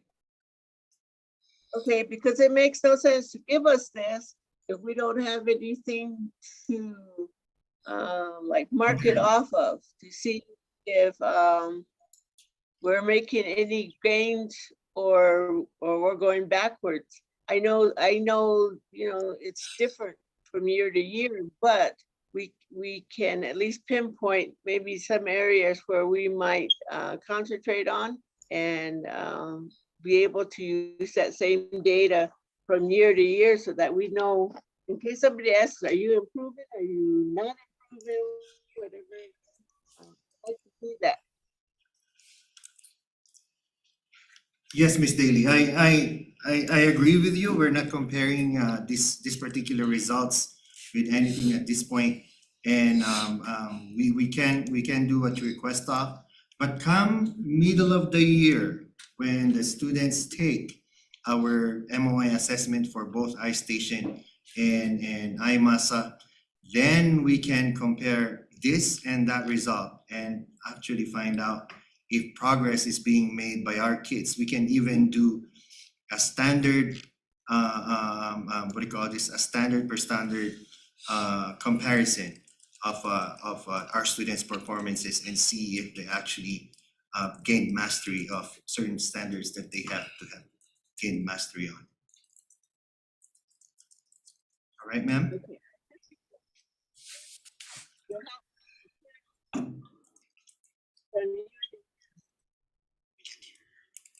Let's continue on, Delton. Okay, the Dr. next. Martin, I mean. You're right. The next graph shows the math assessment results for each of our school sites. So I'll not read the percentage of each one of them, but as you can see, the highest among all of our schools are at 25% right now, and the lowest is at 11%. And hopefully, at the middle of the year, we'll see significant increases in those results from each of our school sites. And then gender-wise, let me skip the next two slides and go to slide or page number 9, where both reading and math are what do you call this? Stated for each and for each of the female and male groups of our district and all students. The next slide is, or the next page is the iStation results for reading for each of our ethnicities. Native Americans at 15%, Caucasians at 20%, Hispanics at 27%, and district-wide is at 20%. Right. For math, page 11. For math, this is disaggregated by ethnicity. Our Native American students are at 13%, Caucasians at 26%, Hispanics at 21%, and district-wide from K through 2 is at 18%. So please let me know if I'm going too fast. We have 45 slides, and I want to. I don't want us to spend a lot of time going through each and every one of them. Okay, so this particular page just shows both of the data I just mentioned to you together in one graph for reading and math. So as you can see, Native Americans reading and math, Caucasian results for reading and math, Hispanic results for reading and math, and the district wide results for grades K through 2 for reading and math. And then by tribal affiliation, so the reading, the K through 2 reading assessment by tribal affiliation, for Acoma students, the result was 16% for BOY, Laguna 18%, Navajo students 16%, and district-wide it's 20%. This particular graph is for reading. The next one is for math. So Acoma is at 16% for BOY, Laguna's at 14%, Navajo at 13%, district-wide, all students from K through 2 is at 18%. And again, this particular graph just shows you reading and math for each of the tribal affiliations together in one graph.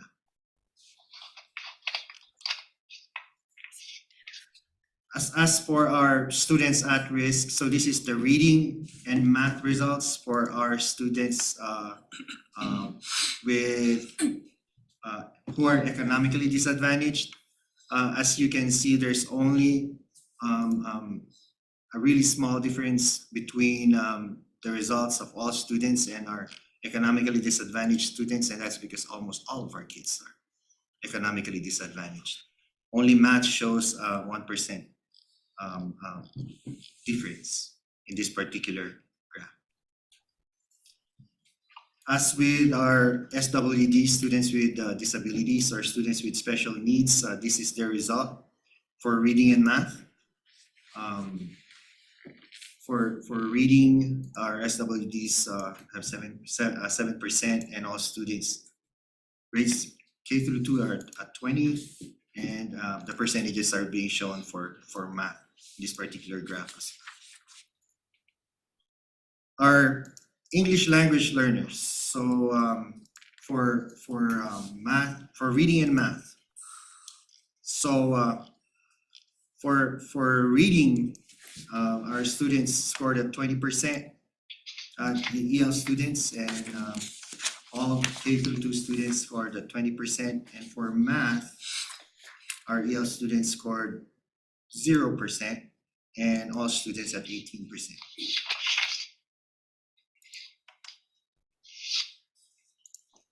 Go back. Sorry? Would you go back to the ELLs again? Yes, sir. I'm just looking at the, that actually is that's the actual number of students. Say in first column, 20%. Is level 5, 1, level 4, 2. That's the number of students that are proficient is from levels 4 and 5, there's 0% of them proficient.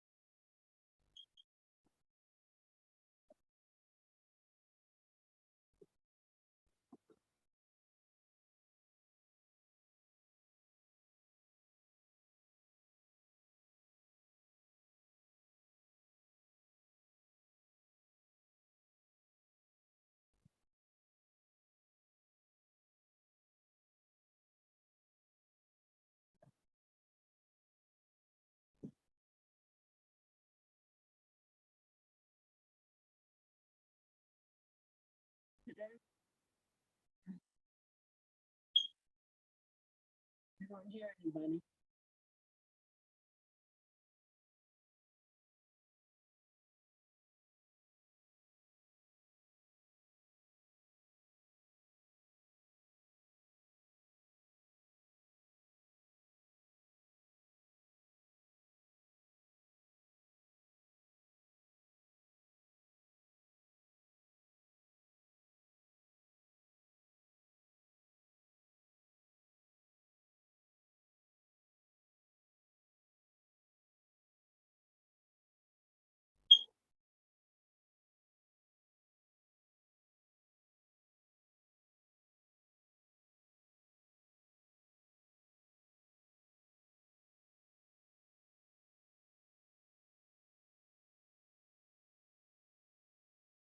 Hello, I'm not hearing anything.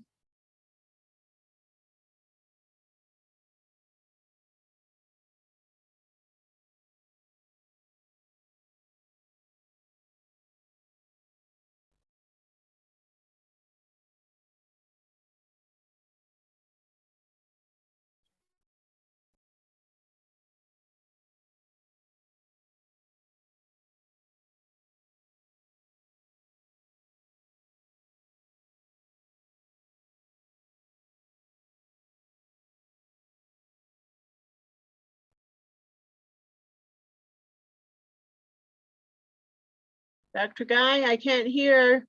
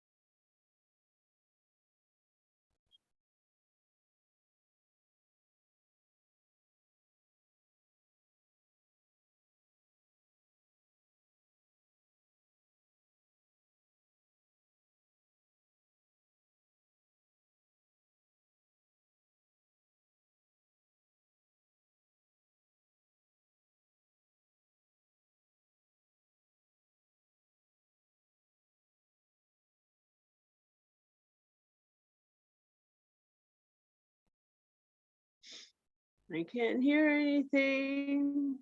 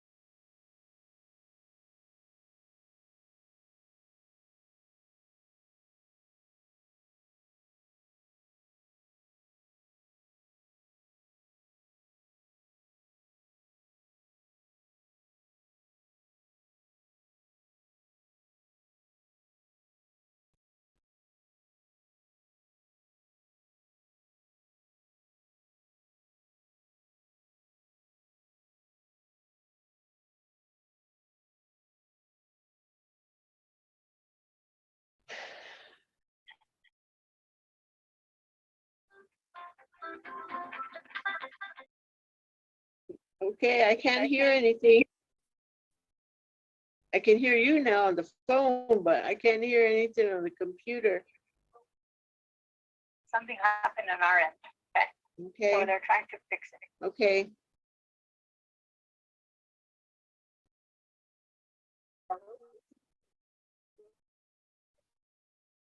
Okay.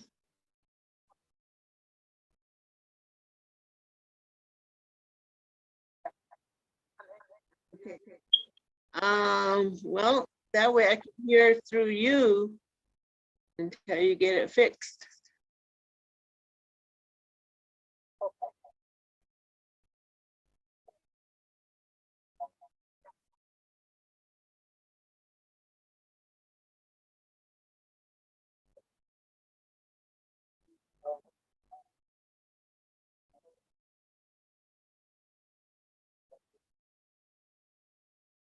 Well, I didn't hear any of for the last 5-10 minutes.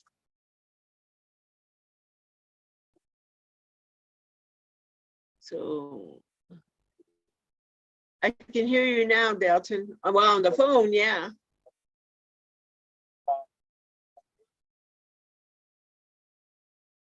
Okay. Okay, you're, I was on page 20, I guess.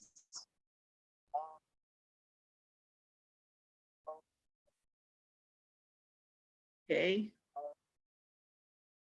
Okay.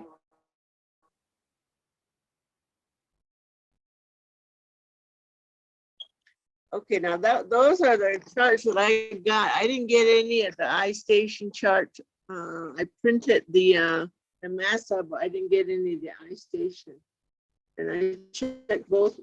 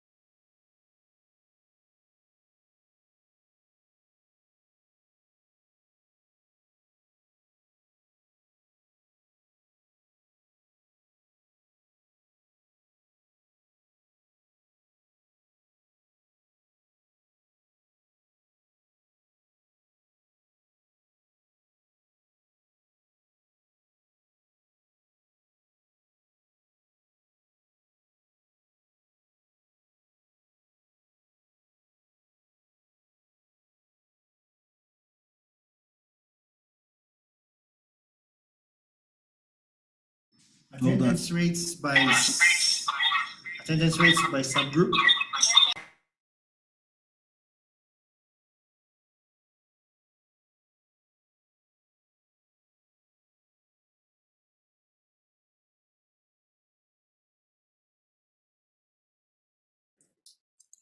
Mr. Jones, Mr. Jones, can you hear us? Ms. Daly, can you hear me? I can right now, but it's kind of coming and going. Okay, thank you. Okay. All right, the next table is attendance rates by subgroups. So at this time, the Asian, what do you call this, our Asian students are at 97% attendance rate. Our African American students are at 92% attendance rate. Our Caucasian students are at 94% attendance rate. Hispanics at 91%, and Native American students at 93%. So all our ethnicities at this time are at 90 and above percentage attendance rates. So page 4 of the attendance demographic and absenteeism report shows you the attendance rate by tribal affiliation. Acoma students are currently at 94%, Laguna students at 96%, Navajo students at 91%, other tribes at 90%, and for all Native Americans, it's 93%. The next table shows you student attendance rate by school site. So it's important to note that all our sites at this time are at 90 and above attendance rate. The highest attendance rate at this time is Laguna Acoma Middle School at 95%, and the lowest is San Rafael Elementary School at 91%. The next table, page 5, shows you student attendance by grade level. Again, important to note that all grade levels are at 90 and above. The grade level with the highest attendance rate is 5th grade, and the lowest one is 10th grade. So 5th grade is at 95, 10th grade is at 91% at this time. Brancibola County Schools average attendance rate for elementary, middle, and high school. Right now, our elementary schools are at 94%, and our middle school is at 91, and our high school is at 89%.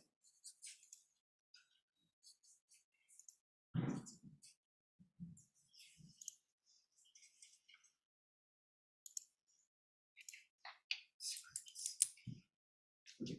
Average attendance rate the Native American students per site.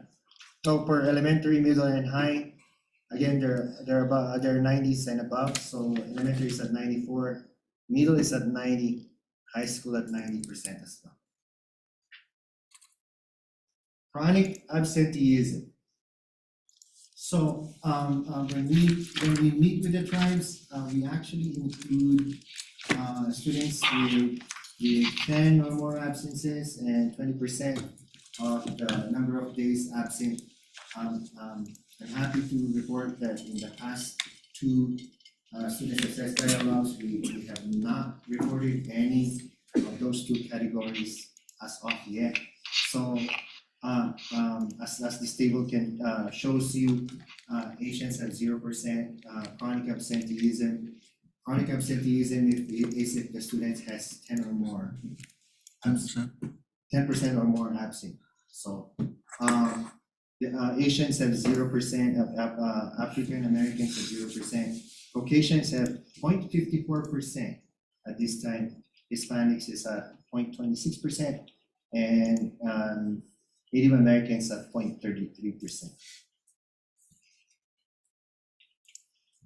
And chronic absenteeism by tribal affiliation, we're in page 7. Acoma students is at 0%. Laguna students is at 0%. That's the reason why We have not been reporting any of those two categories lately. Number of students at 0.40%. Other tribes is at 4%, and all Native Americans at 0.33.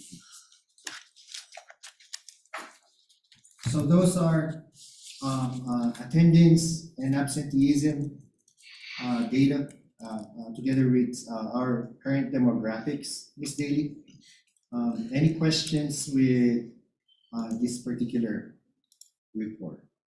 Pages 1 through 4. Is that it?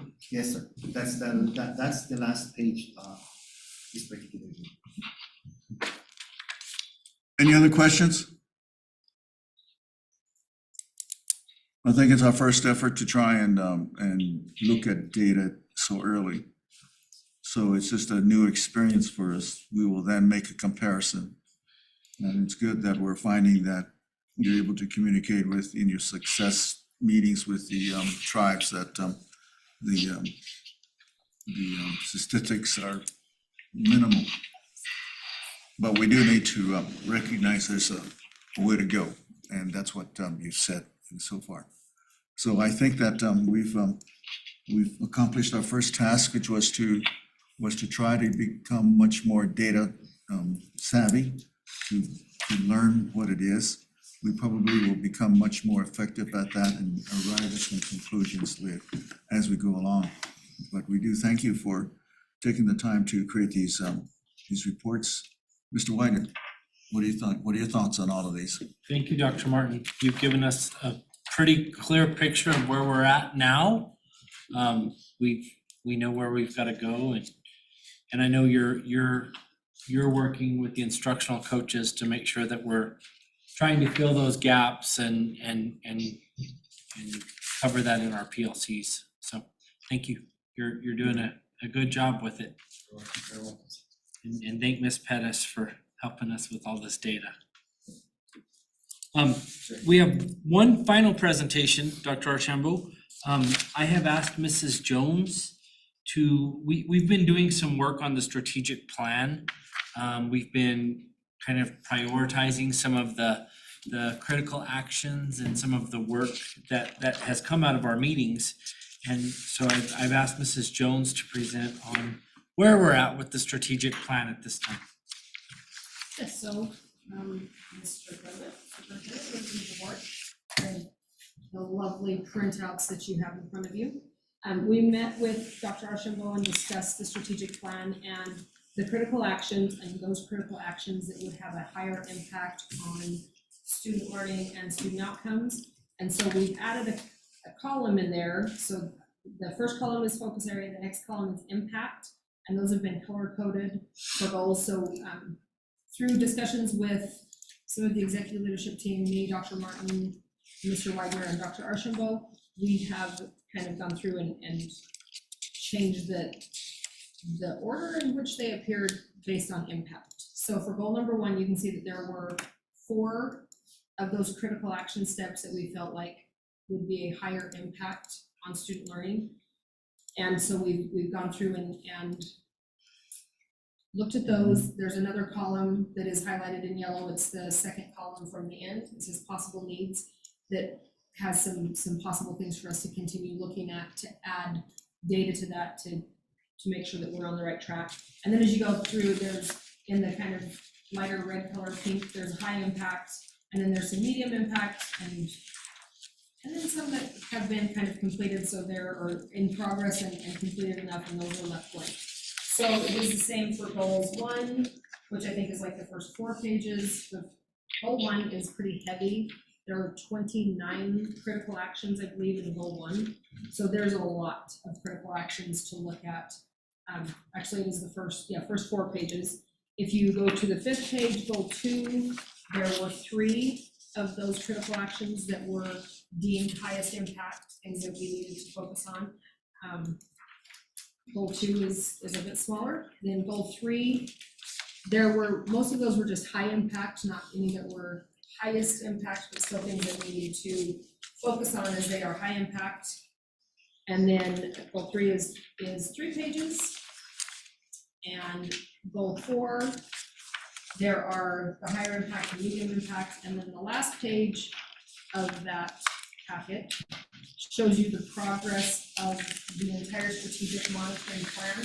How many goals were not started, how many we're beginning to address, how many are in progress, how many are on target, and how many have exceeded expectations, meaning that the majority of that critical action has been completed. And so those are ones that we can look at to make sure that we're still on track with the completion, or if there are next steps we need to take to stay ahead of that. With the ones that are not started, there's either no evidence put in, there's no artifacts or evidence in that last column showing what we've done, or they have not been started, so those are absolutely, there were 2 of those that we need to look at and make sure that we are doing something to address those in this strategic plan, and then there are 2 that we're beginning to address. So the bulk of the strategic plan is either in progress or on target. So I think as we continue to focus on those not started, beginning to address, and then those highest impact activities, that we will be able to move forward in a positive direction with our strategic plan. And this comes from aligning, we're working with the board as well as the directors. We've been meeting in our ELT meetings and talking about, what are the critical actions that we need to prioritize and really need to focus on to improve academics, to engage our diverse communities, to make sure that we're. And one of the discussions that came up through that, this is an example, was with the DLPs, Dr. Archambault brought up that there were some, I think it was the grammar standards that he said were completely missing from those DLPs. So I know that Dr. Martin is working with instructional coaches, and instructional coaches are working in PLCs with those teachers at either grade level or subject-specific levels to figure out which standards are missing that have made those not complete, or which standards would make those more complete, or which standards are more applicable that we really need to be pushing with our students that could then have bearing on data, because those could be standards that are not being addressed at all, or not being addressed in an appropriate quarter or timeline. And so with the practitioners, which are the teachers in the classroom, the ones that would be delivering that information to students, we are working with those instructional coaches and teaching staff. And then in the summer, we'll do a revision of those DLPs, and we'll have the teachers and instructional coaches working on those to ensure that we are hitting the standards and making sure that they're being taught in a correct order, correct quarter, correct whatever. Any questions?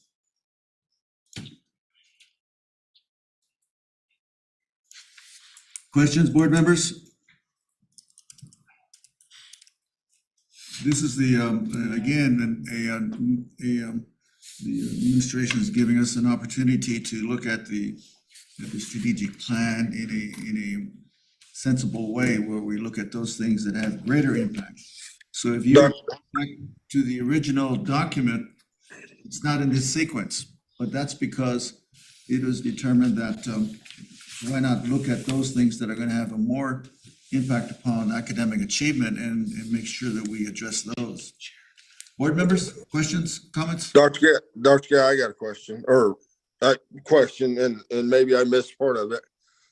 As we went in there and outlined priority, where did that come from? Because we haven't got together as a board and talked about which outcomes are higher priority than the others. Where was that priority set from? That is just, I believe that is just looking at the kind of items that they were, which kinds of things would reasonably have a greater impact upon teaching and learning. No, I understand that there are priorities. My question is, like, as a board, we haven't met over that in a long time since we wrote the strategic plan. When did those priorities, I mean, I guess how come I don't know we set a priority level on some over than others? I didn't quite pick up. what you said. Where did? Okay, I'll try again. I know since we have written that strategic plan, since all of us board members got together and did the strategic plan. Since then, somebody has put priorities on there. One was a higher priority than others. I just don't know where, I was not part of that. I'm just curious when that happened. I'm not saying anything's wrong. I don't remember that in a board meeting, or if, I mean, when did we get together? I as know a what, board and okay, say- I can hear what you're saying now.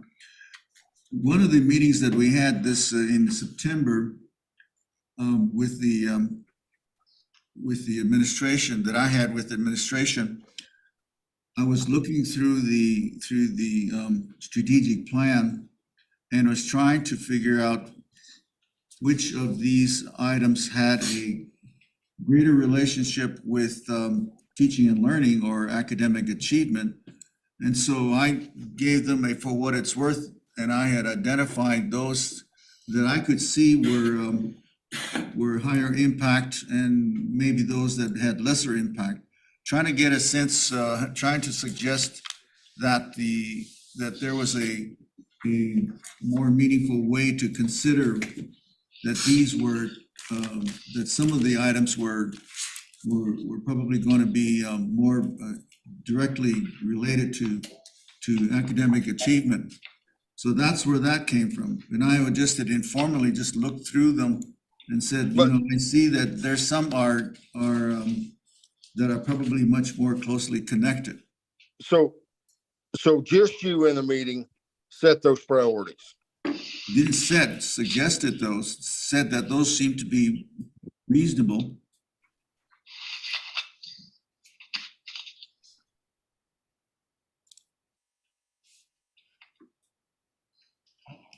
Did we lose? Nope, I'm still here. Yeah. Lost Ron. Well,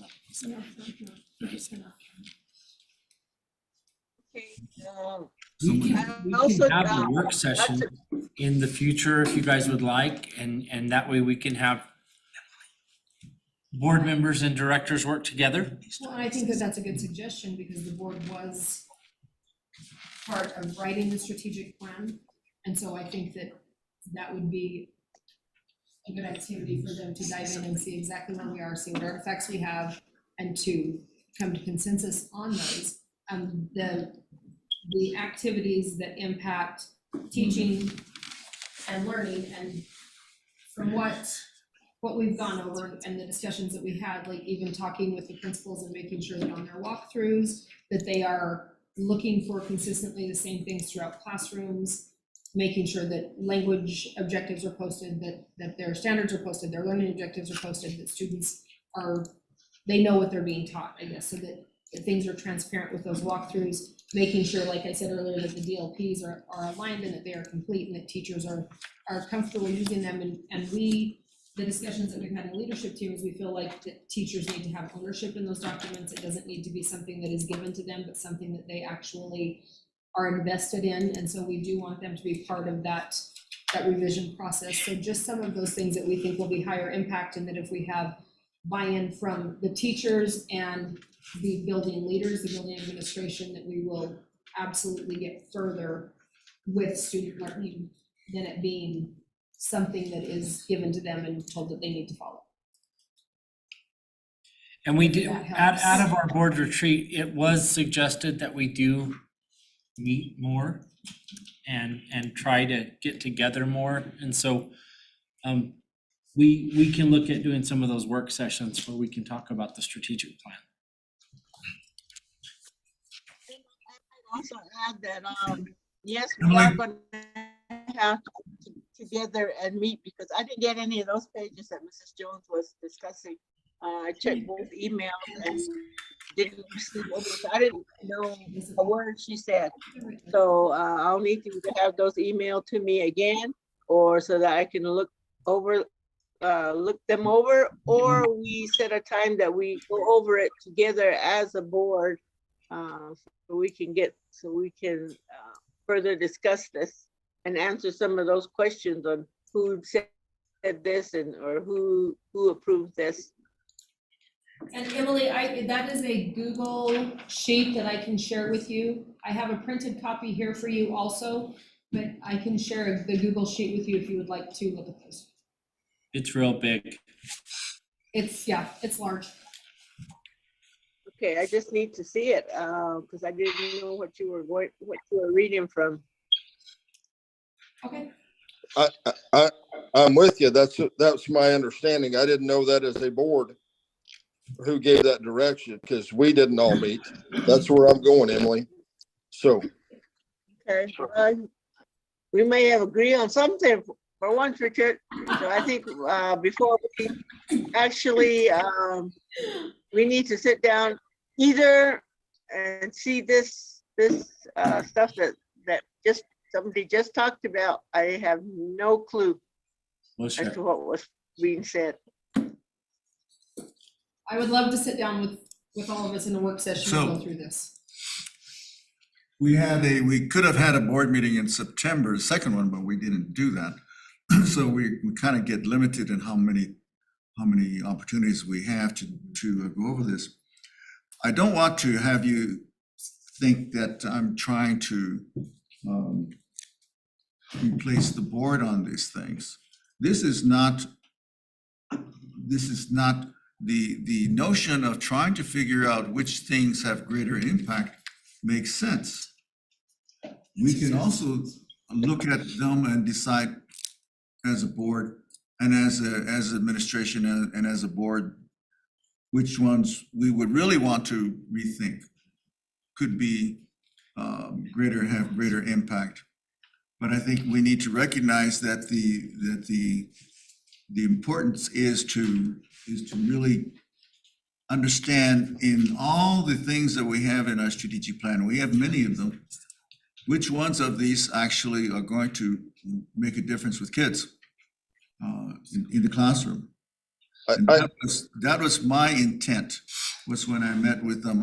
It was not something that I had said, we're going to do this. I was looking through the strategic plan, trying to figure out when are we going to present the strategic plan and get an update on the strategic plan. And I suggested that I had identified those that may have higher impact and lesser impact as being a way in which we could have a review of those things to make sense to the board and to the public as to what it is that we're trying to focus on. We have a lot of activities that are within the strategic plan, but some of them are probably more supportive of teaching and learning than others. And so we need to make sure that we are able to recognize, and so that was the effort to do that. I apologize if if you concluded that this was something that is cast in stone. The only things that are cast in stone is the other columns that talk about the focus area or the status or the program recommendations. All of those things are the work of the staff. The only thing that I was suggesting that they do was to make it more make sense of what it is that we're doing, so that we would have our staff be more efficient in looking at these kinds of things. So if, as we go through this, we do need to be much more knowledgeable about our own strategic plan and figure out which ones are going to have that we're going to spend a great deal of our time and effort on.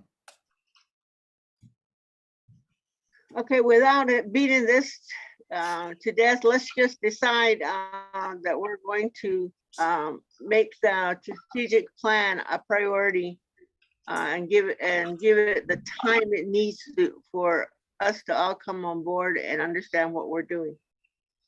That would be my suggestion at the next board meeting. I know our board, like you said, our board meetings are getting very lengthy, but I don't think we do that. We don't do justice to the items that are being presented. We kind of listen through them. So I would like to have, even if it's a work session, a special work session, so that we can all sit down and be on the same page. Sounds good. Is that okay with you, Richard?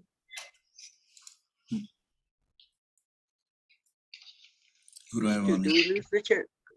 No, I'm here. I just took me a second to unmute it. And I believe Dr. Guy is understanding my concern. And my concern is, whether it was intentional or not, he gave directive to us to give us directive to prioritizing different parts of the strategic plan without talking to any of us. I mean, we have not had a discussion on the strategic plan. And one thing might be more of a priority to you, Emily, than it is to me, or it is to Dr. Guy, or it is to Ron. My point being, I wasn't part of, I'm brand new here in this. I wasn't part of any of what the biggest priority is on success or not student success. I mean, I was part of the strategic plan building, but now we're hearing a presentation that I didn't give the directive of, or you didn't, or we didn't do that as a board, which we don't give directives like that. Now I'm just confused on who's speaking. Are you speaking, Dr. Guy, are you speaking as board president, or are you speaking on behalf of the board? Because we haven't discussed any of this. Well, one of the things that we knew that we had to do was to get an update, and that was stated some time back, that there had to be an update on the implementation of the strategic plan. That is something that we have had to do for quite a while. And so it's a bit late, but we are doing it right now. But at your priority list, not the whole board's. No, it was a listing that we had, I believe, back in one of our meetings, that we were going to be updating the strategic plan, along with providing additional data at the beginning of the year.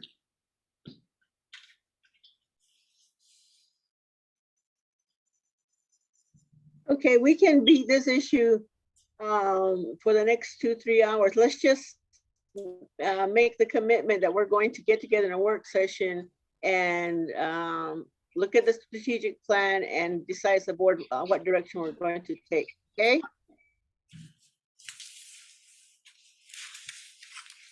Do you want to, Thank you, Emily. are we finished with the? Yes, sir. Okay. Unless there are no more questions or comments. I don't think so. Do you? No, will we incorporate that into our meeting on the 17th? We'll need to have you look at at that. It says status of strategic plan. So we need to probably, today's the first board meeting. We have 2 more. Let's see. We can set a special work session. That's what it's gonna take. First and third. The next board meeting is on the 17th. And what we can do is to consider a special meeting that would be more of a work session kind of a meeting where we could continue with further developing our board's understanding of what it is that we're doing with respect to the strategic plan or any other items that are related to this. But we can consider that. We just would have to come up with a date if the board wishes to do that, and if they do, then we would need to plan a date. And that could be either the week of the 9th, or it could be the following week of the 23rd, I guess. Since the next board meeting is on the 17th. So the 24th, that week of the 23rd, there are several of us that will be traveling to Flagstaff for an impact aid Oh, really? on the 23rd, 24th. What about next week?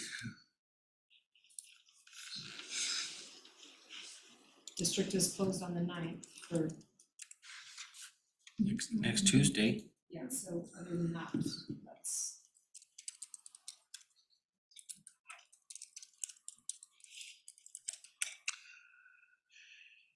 If we're to do justice to that, then we would either have to do it on the 17th still. Or consider, what about the 11th or the 12th?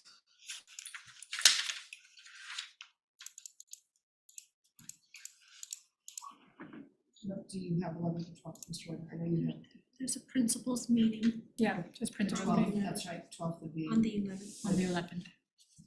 12th, there's, In our bid Are you opening. suggesting like a work meeting the 17th prior to the board meeting? Is that when you said the 17th? Is that- We could do like a 4 o'clock work session before the board meeting. If we can't include it into the regular board meeting, into the next week, then we may have to add it into the board meeting on that day, the on the 17th. 12th.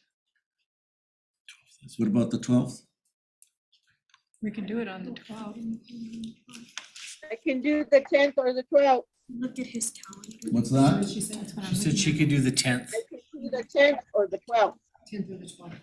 The 12th is, we only have the reading apprenticeship in person. That's in the Oh, the morning. reading. The reading apprenticeship? But this would be in the evening, it's about the same time, 5:30. So you're A little earlier. Can we get it a little earlier? gonna do it earlier? What time is it? What time? Because most of my days are taken off with medical appointments for my husband that I have to drive him to and from. Okay, So the 10th and 12th, we don't have any appointments. But I'd like it earlier in the day because I don't. do any of the board members have any suggestions on the 10th or the 12th next week? Let me see, do 10. Fine with me. Either day is good. Either day. Mr. Ortiz? I'm okay, whatever date you guys choose. Most days are good. And I know Mr. Hayes is not,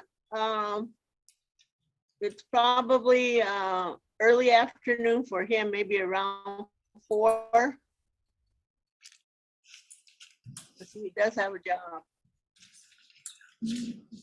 So I didn't quite catch that. What did she say? She said Mr. Hayes would probably be more available in the early afternoon. Then a morning because of his work. So why don't we do the 12th? Yeah, well, the 12th at 4 o'clock, is that okay for you guys? Sounds good. So Okay. far, it seems to be okay. We'll work on an agenda. It'll be a work session and we'll work on the strategic plan. With a special meeting, work study session at 4 o'clock. Hey, That'll work. Good. Thank you, guys. We do have a action item now. Miss Salazar presented on the policies a while ago, talking about 233, 234, 235, 236, and 237, with the understanding that we would be implementing number 234 into our existing policy. And so, I guess you guys can discuss, but I would recommend that we It's down here. But After, it's on the agenda, it's in both Yeah. places. but it's only as a presentation. On the agenda, it's and I didn't, on the agenda, it's an action item. It's an action item under after executive session. Yeah, let me show you. Right after presentations, it's number 7 also. Presentations is 6, and then 7 is consideration of approval of adoption. but I didn't I see receive what any, you- I only I see received that Excuse me, one. it's, And then it's, We have it in 2 places. Where's it at, one here? I'm not ready. I didn't receive any of that. Emily, then it's can't hear you. again, right there. I Okay, didn't we can do receive that any after of those pages. What do you wish to do it to, Mr. Really, really- Whitaker? She received, Emily is saying she never received any of those documents. That's what you re-emailed her, right? Yeah, I sent her, Miss Daly, I sent you, I shared the the folder with you. I checked through the whole folder, and the only ones I received was that very first page, which was A-0250. I didn't get the other two pages that Okay, she's so I'm gonna talking send, about. I'm going to forward you I'm gonna share the folder with you, and it's got all the documents in there. Why don't we wait until after the executive session, then we can get enough time for her to get a copy of it. That's fine. That's Okay. fine. So we'll move on to the consent agenda. Hold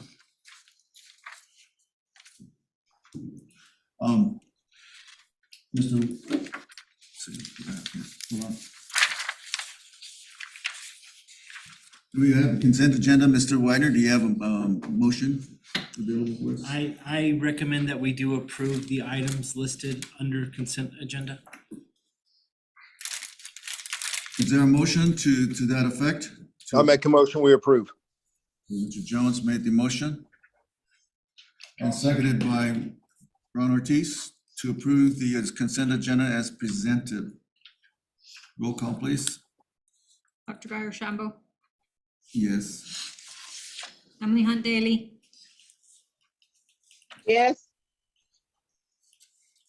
Richard Jones, Aye. Ron Ortiz, Motion carries.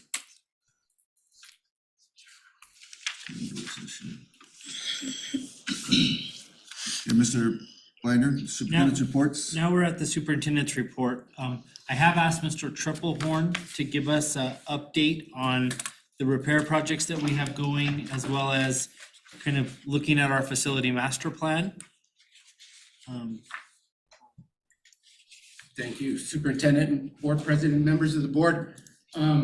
Excuse me.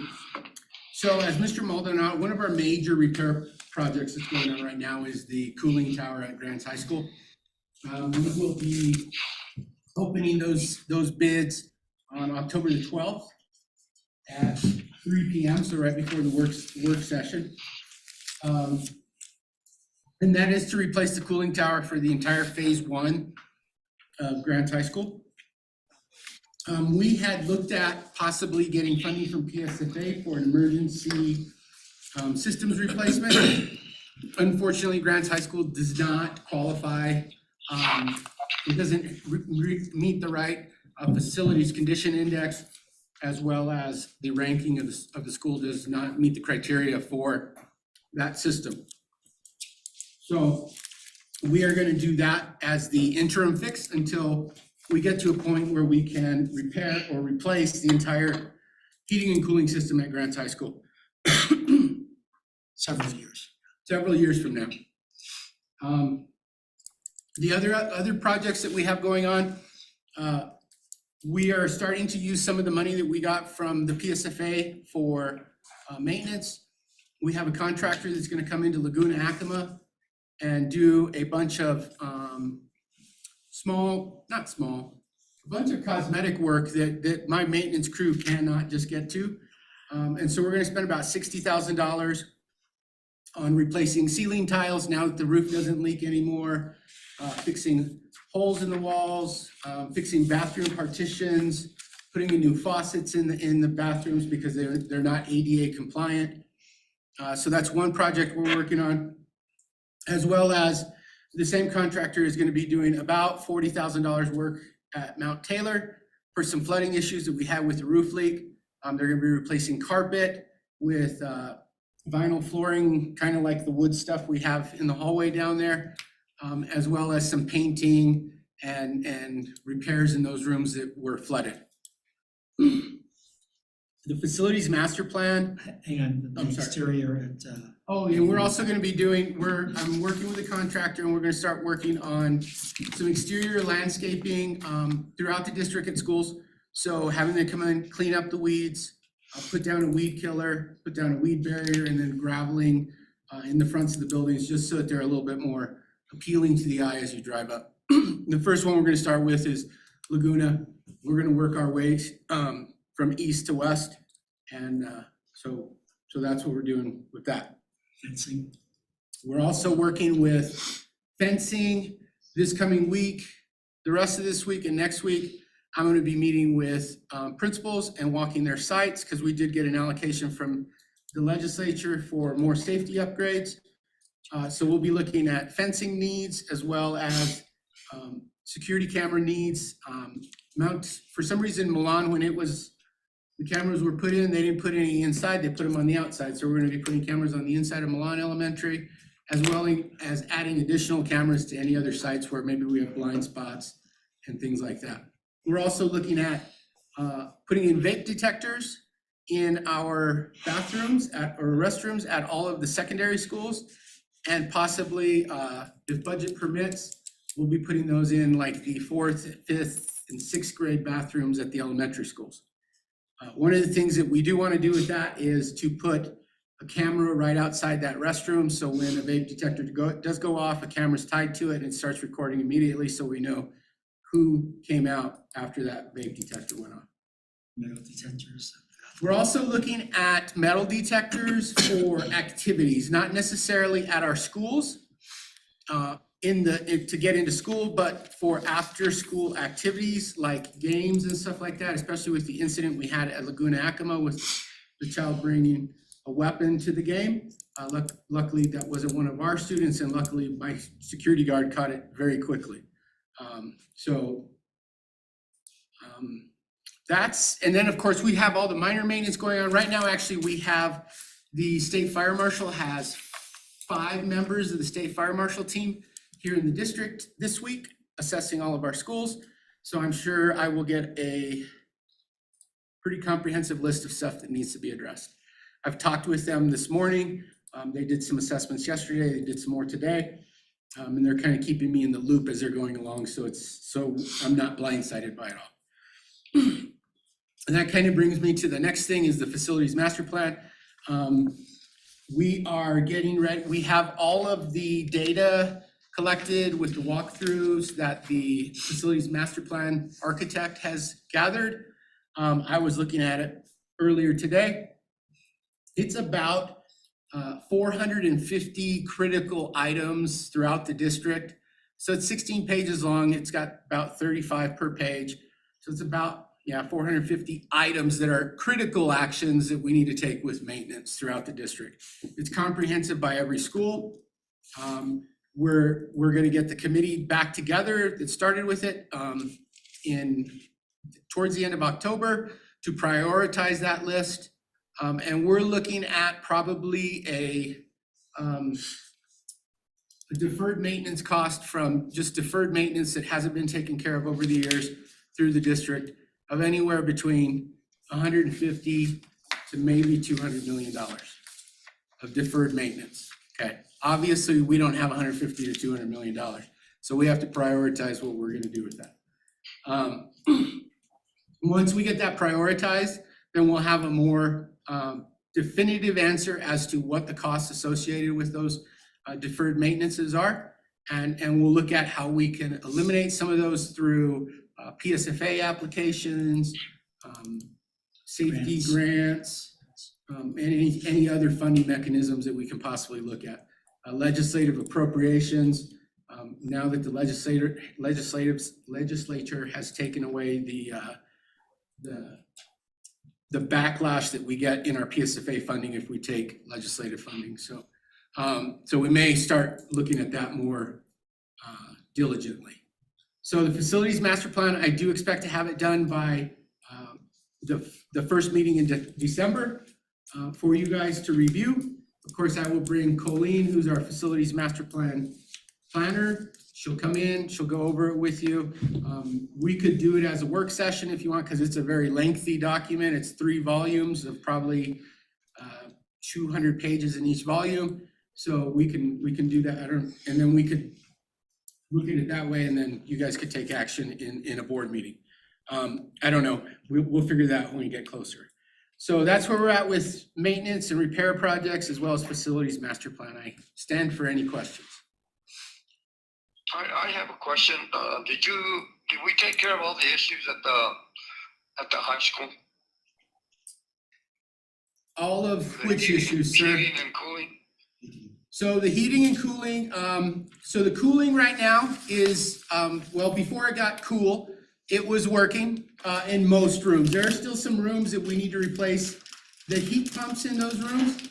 And so, but we need to put in the new cooling tower before we can fully identify those equipments inside that need to be replaced. Because right now we're working with a cooling tower that's only about half of what we normally work with. So things are kind of working a little bit wonky, if you will, because they're not at full capacity. Okay. But we have identified those rooms that we think are gonna pose issues for us. And so they're our first top priority as far as cooling goes. Now, the heating system is not as problematic as the cooling system. So it's more of a closed loop, so it doesn't have as many issues as the cooling loop. So. Okay, thank you. You're welcome, sir. I do have a question for Mr. Archambault, Dr. Archambault. Ron, Mr. Triplehorn, are you by any chance at least getting out to each school at least maybe once a week or once every 2 weeks to make sure that we're on top of the issues that they're having? Because these issues come up every now and then. In one place it's cold, then you go to another school, it's hot. At one point, the kitchen staff was working in a 104-degree room with all the ovens going, and they were, so, maybe it's just a recommendation I'm making that you get to at least get to the schools once a week or once every 2 weeks to talk to the guys in charge, check on them, make sure everything's going on. That would alleviate some of the backlash that we're getting about things not being handled on a timely basis. So I do try to get to, I'm pretty good at getting to all the schools at least every 2 weeks. Sometimes I can hit them all in 1 week if I don't have a bunch of meetings. But I do try to get to them at least every 2 weeks. And what I do when I go into a school is I just check in with the office and then I start walking the building. I don't go in necessarily and talk to the principal right off the bat because I want to talk to the teachers. So I'll pop my head into classrooms and just see what the temperature feels like, ask them if they have any issues. Of course, I don't like to do that in every single classroom because I don't want to disrupt learning with that. So I rely on a lot of the principals giving me that feedback as well. And then if I do get issues from a principal, I will go out there and specifically look in that classroom. Now, of course, sometimes I don't get that information from principals and then I hear it from Mr. Widener when a board member reaches out to him and I don't know anything about it. But I do try to get out there at least every 2 weeks. Well, you might take a tip from Mr. Widener. He sends us a report, which I am very grateful for, as to what he's done during the week or 2 weeks. And that way I just know he's on top of things. So, that would check with him and see how he does his report. Maybe that would be something that you might want to look at. Okay, I will do that. I can share that with them, Ms. Daly. They have been very good about being in the schools, and so I can have them, I can kind of start reporting on where they're at as well. That'd be great, thank you. Yes, ma'am. As you all know.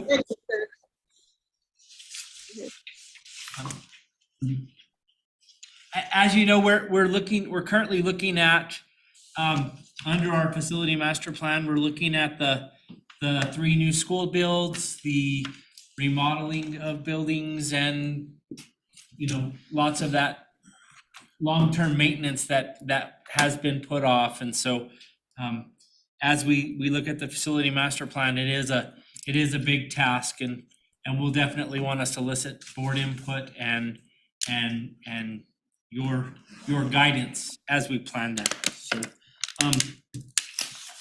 I don't have the handouts, but they're in your packets. There are 2 really good professional development opportunities for board members coming up. The first one, Mrs. Jones mentioned a little bit ago, it is October 21st. 23rd and 24th. 23rd and 24th. It is the federally impacted School Education Foundation Workshop in Flagstaff. And I would like to invite all board members to attend. We can set up travel arrangements for you if you want to go.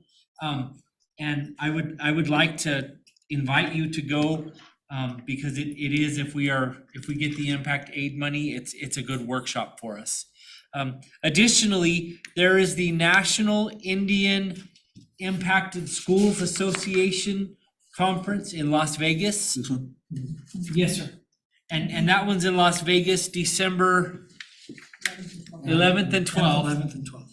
And I would love to make arrangements for anybody that wants to go to that as well. That's in Las Vegas, Nevada at Harrah's Hotel.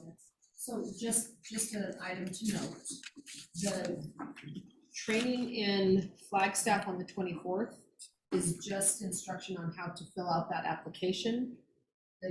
The professional development in Las Vegas in December is more on. Uses, Yeah, things like that. use it like more practical information. not How the just help calculations on- are determined, things like that. So the December may be more Maybe more imperative advantageous for a board the member. board versus the application, which might be more for us, but. But if you guys will look at your schedules and let us know, if you want to go, Lorraine and I will work on setting up travel and registration for that. Thank you. Can you send us information or flyers on those? Repeat. Can you send us the flyers or information on those? Send her the flyers. Okay. Yes, we'll make sure you get those, Miss Daly, because I would love for any of you guys to go. And then the last thing, Dr. Archambault and I have been talking a bit about, we announced that we're having holidays and break days, and I want to kind of talk about how that's impacted in the students. So last month, September, was National Hispanic Heritage Month. And so as you probably saw from the pictures I sent out, they did a really neat dance performance at Cabero Elementary. The kids from all grades did a school-wide performance. They celebrated Hispanic heritage and did a lot of neat things with Hispanic culture. We talked about Veterans Day. Grants High School will be having a Veterans Day concert on November 9th at 7 p.m. in the Performing Arts Center. And also, we don't have school next Monday, October 9th, because it's Indigenous Peoples' Day. And so I wanted to talk a little bit about some of the celebrations of Indigenous Peoples' Day. There's a packet in there that Milan has shared with their entire student body, talking about what is Indigenous Peoples' Day and what is some of the cultural aspects of Indigenous Peoples' Day. Grants High School on Friday, the Navajo student group is going to be making fry bread, and they're going to be serving fry bread to the students in the school. And then Laguna Acoma High School, they normally do a dance, and they have a dance performance that Mr. Daly puts on, Mrs. Daly. And with him being ill, they're gonna postpone it until he's back and back to dancing and moving around. So yes, sir. So those are some of the heritage celebrations that we have going on. It's not that we just take a day off. We also have the aspects of where we are teaching and learning with the kids about those cultures and events. So I wanted to include that as part of my superintendent's report, and I will invite you. You will be invited to the Veterans Day concert. You're definitely invited to the fry bread, And we all were invited to Blue Water a while ago for the Navajo singing performances in December, so I'll make sure that you guys get the invitations for those. And that is all I have for the superintendent's report. Very good. That's pretty interesting stuff that they have in there. From Pretty Vermont. neat. Yeah. She sent it over and I thought, that's pretty cool. Yeah, that's great. Okay. Let's see, where are we at now? Executive session? I'm ready. We're gonna go into executive session. The purpose of of this is to review and discuss with the superintendent's evaluation instrument and process, provide feedback on superintendent's performance, setting expectations, and superintendent board relations, and report on administrative reorganization pursuant to section 10-15-1H2 of the Open Meetings Act. Discussion with the school district attorney regarding students' superintendent evaluation feedback, best practices for setting expectations, superintendent and superintendent board relations, and reorganization under statute as pending or in litigation pursuant to section 10-15-1H7 of the Open Meetings Act, and under the attorney-client privilege in anticipation of and to prevent future litigation. No action will be taken and only the items listed will be discussed. Is there a motion to that effect? So moved. So moved by Emily Daly. Is there a second? I'll second it. Seconded by Richard Jones to go into executive session for those purposes as set forth. Roll call, please. Dr. Guyer Shambo, Yes. Emily Hunt Daly, Yes. Richard Jones, Aye. Ron Ortiz.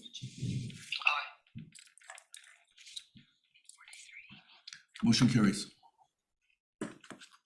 We will now go into executive session. Give us about 5 minutes to do that.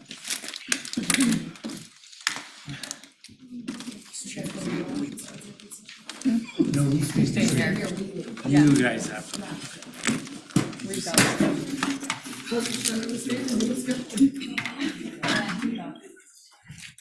I think back in the old days, they used to go back into HR. There used to be a little room in HR. Now that's Judy's office. I think back in the old days, like when it was a boardroom down Down by there. the technology building, there was a separate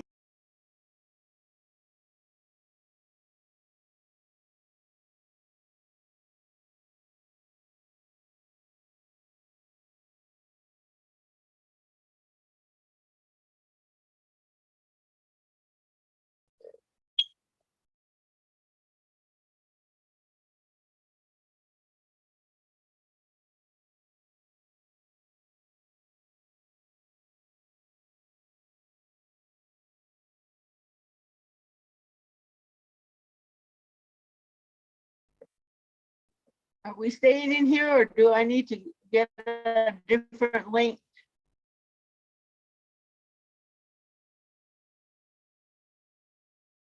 I need to leave, okay?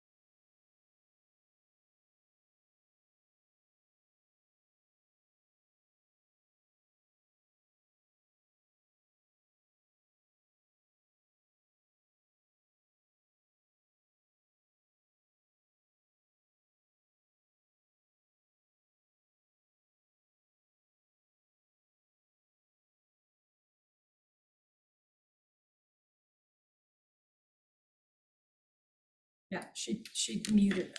I guess I should have muted it, unmuted it. Mr. Jones, are you there?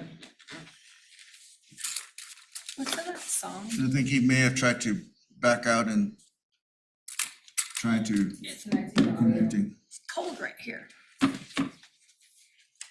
right? Mm-hmm. I've been freezing. Forgot Sorry. to tell you. First, she would have lowered it down further so the meeting would be over sooner. They put our heaters in today. Yeah, this is the only room that didn't get heat. Flipped them to where they're heaters. Yeah, Oh, okay. well, except for this one. I think everybody muted now. Everybody's muted. Are we out here now? Not yet? How do I unmute Mr. Jones? You don't, I'm right here. Oh, he unmutes himself. The board meeting is going to be, is going to back into this. I need a motion to return to open session. I need a motion to approve going back into open session, please. I make a motion, we return to open session. Richard Jones made the motion, seconded by Ron Ortiz to return back into open session.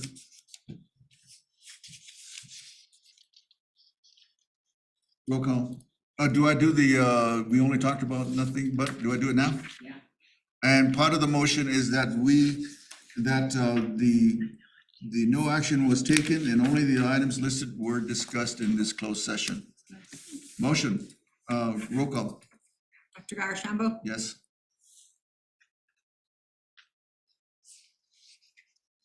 Richard Jones, Aye. Ron Ortiz, Yes. motion carries. Motion carries. Consideration of approval of adoption of NMS Bay Policy Advisors 233 to 23, right? correct. 237. 237.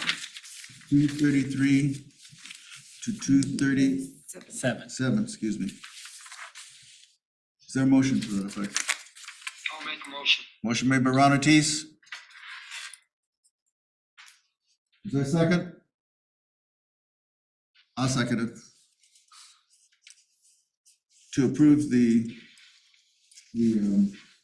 adoption of the NMS Bay Policy Advisories 233 to 237. Roll call, Dr. Garashambo, yes? Richard Jones, Aye. Ron Ortiz, Aye. Motion carries.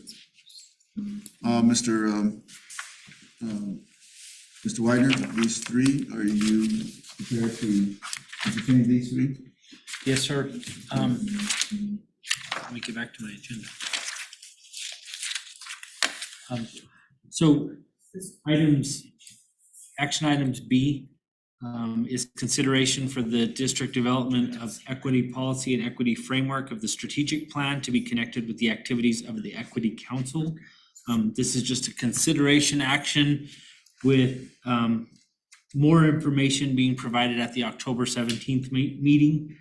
And so I would recommend that we pass the consideration. Including the small print, okay? including the small print. Okay. That tells them what they can do. And do you want to do all three together or you want to just? Sure. Okay, let's go. Item C is a Is that consider. okay? Combine them? That works. Item No, C. no, there are three different action items. Okay. If you're gonna combine them, we had to do that when we approved the agenda. But now that they're three different items. Is there a motion to approve the first consideration of the equity policy and framework?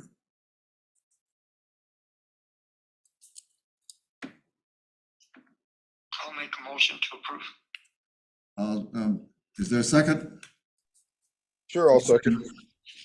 Did he say? He said he'd second. He'll second it. Ron, motion made by Ron and seconded by Richard Jones to approve the consideration as stated. Roll call, Dr. Garashambo, yes. Richard Jones, Aye. Ron Ortiz, Aye.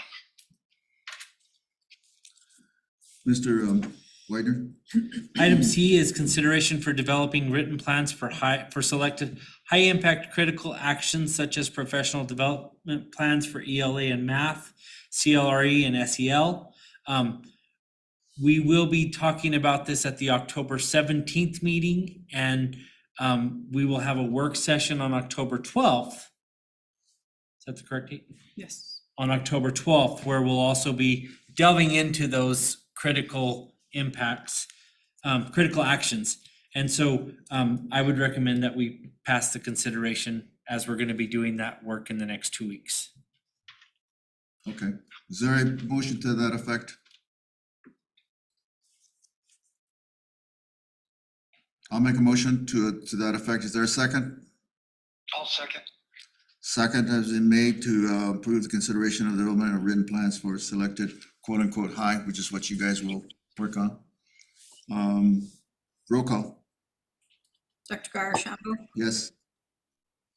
Richard Jones, Aye. Ron Ortiz, Yes. Motion carries. Consideration for system-wide, again, which you will develop and work on with us. High-impact critical actions such as professional development plans for ELA, math, CLRE, and SEL. Obtain school input on written plans. Initial drafts presented at the board meeting. That's where we all get together and figure what we do. Correct. And we're meeting on the 12th. And again, these would be the teaching and learning components that are going to make our job more relevant. We're going to know how it aligns with the strategic plan. So I recommend that we pass this one as well. Is there a motion to that effect? I'll make a motion to approve. Second. Seconded by Ron, motion made by Ron Ortiz, seconded by Richard Jones to approve consideration of instructional strategies. Roll call. Dr. Guyer Shambo, Yes. Richard Jones, Aye. Ron Ortiz, Yes. Motion carries.